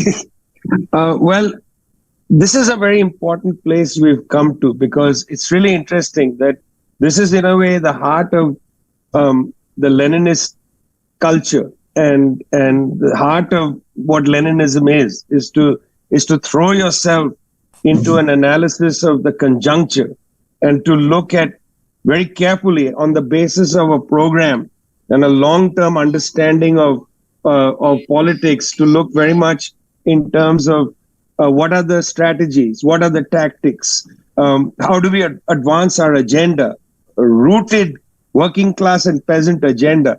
I mean, this is the heart of, in my opinion, the Leninist culture. So I'm very glad that we've come here, and obviously we can't resolve this here because this is not a platform today about resolving this issue.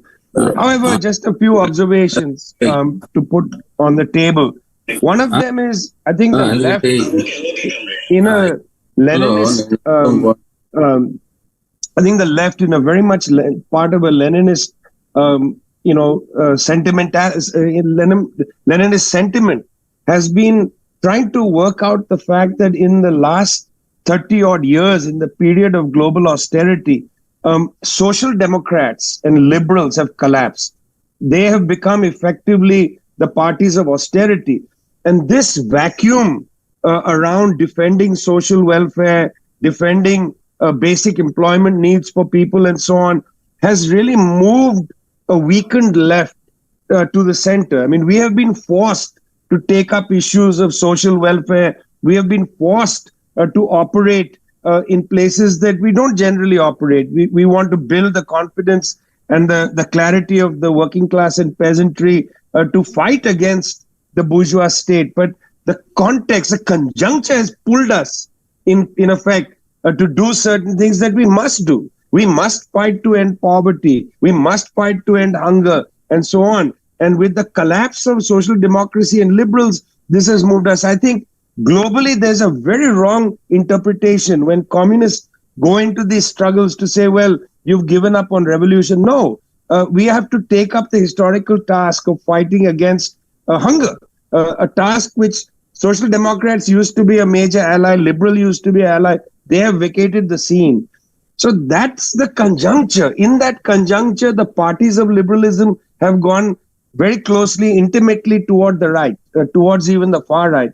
That sets us up for a real problem, which obviously we can't solve here.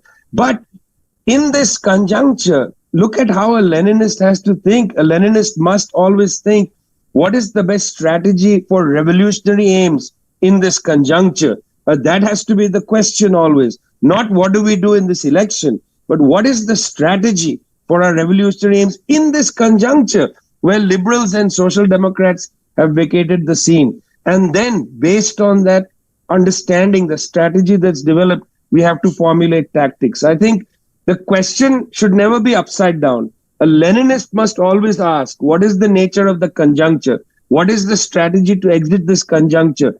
What tactics do we develop based on that? Not the other way around. What should be the tactic? And then let's think about the strategy. And that will lead us to a conversation about the conjuncture, because that's what happens. We always ask, well, what do we do now? With in this coming election, well, let's first look at a real assessment of where we are, why we are pulled in this direction. I mean, I would just say, that there are lots of hopeful signs out there. And they're not hopeful signs that demonstrate revolution is at the gate. But you talk about Britain herself, the very fact that Sinn Féin has taken over the government in the northern counties of Ireland and is likely to win in Dublin means you'll have a Republican force on both sides of the dividing line. This is a positive democratic development. If Ireland wins full independence, if Welsh nationalism picks up and so on, very interesting problem posed to the Labour Party. Question raised, can they win without Scotland and so on? There are these democratic trends that one has to look at. People then say, well, Sinn Féin, when the councillors, they have this, that problem. Of course, they have problems. Every political force has problems of some kind or the other. But you have to look at the great process.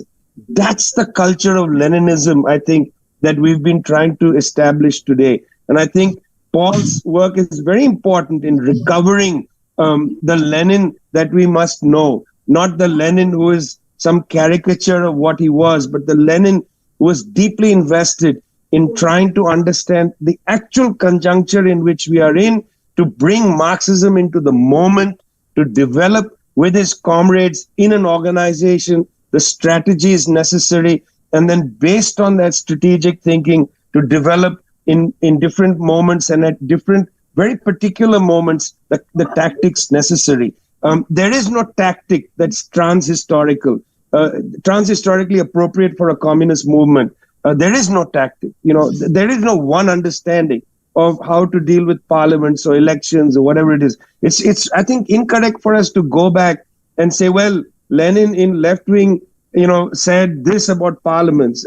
No, he's saying that about his assessment of the conjuncture, based on that, a strategy, and then the tactics. We have to be quite hard-nosed about this. And I think, Paul, just to wrap it up, it's great to have you on a platform, which is rooted in India, where these debates, this assessment in the communist movement is very much alive and well. The debate about what is the conjuncture, what kind of strategy do we need to build. Party congresses are filled with these debates, and out of that comes tactics. People might say, well, I don't accept this or that. But the question is the form and methodology of Leninism alive and well in our political movements. And I would like to leave it there, saying, for those who are not involved in the communist struggle, I encourage you to be involved, because what's the point of being the best scholar on Lenin if you're not going to go out there, get your feet dirty, get your hands dirty, find out what it means to compromise when you're in the midst of a struggle, because no struggle is about purity. Every struggle is trying to attain revolutionary aims through compromising with reality. That's what Leninism has taught me, at least. So thanks a lot, Paul, for coming onto our platform, and thanks to our friends at from Red Books Day and so on. It's great to be here. Thank you. Anjali garu. Meer mugistara? Should I? Yeah. Should I? Can I? Yes. Can I just say 2 sentences, Veeray garu? Yeah. Yeah, it's all I about. So, briefly, I'm just responding to Paul. What are the options in front of American working class, right? We have a right-wing fascist, and also not to forget the fact that there are also a lot of fascist characteristics within this neoliberal politician like Joe Biden. So people of working class in the United States have no other option to reject, right, these puppets of American military industrial complex. They might have to boycott the elections, not to choose any of those. Both the parties are guilty in this, in the genocide. That's what I feel. Yeah. Thank you anyway. Yeah.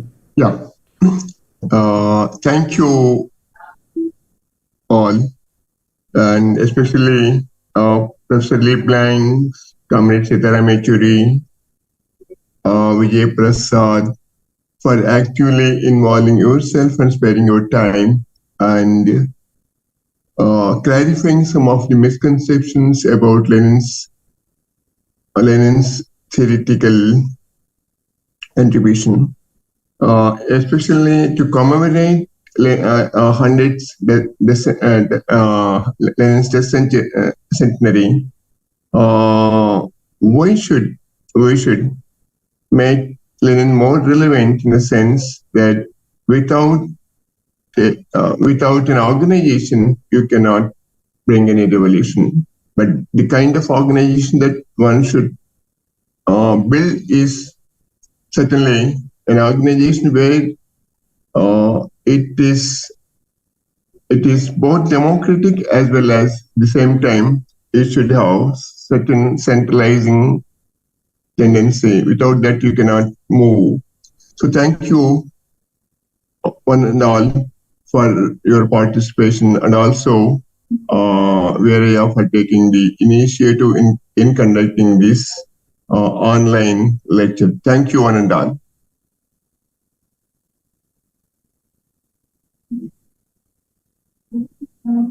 Yeah, thank you.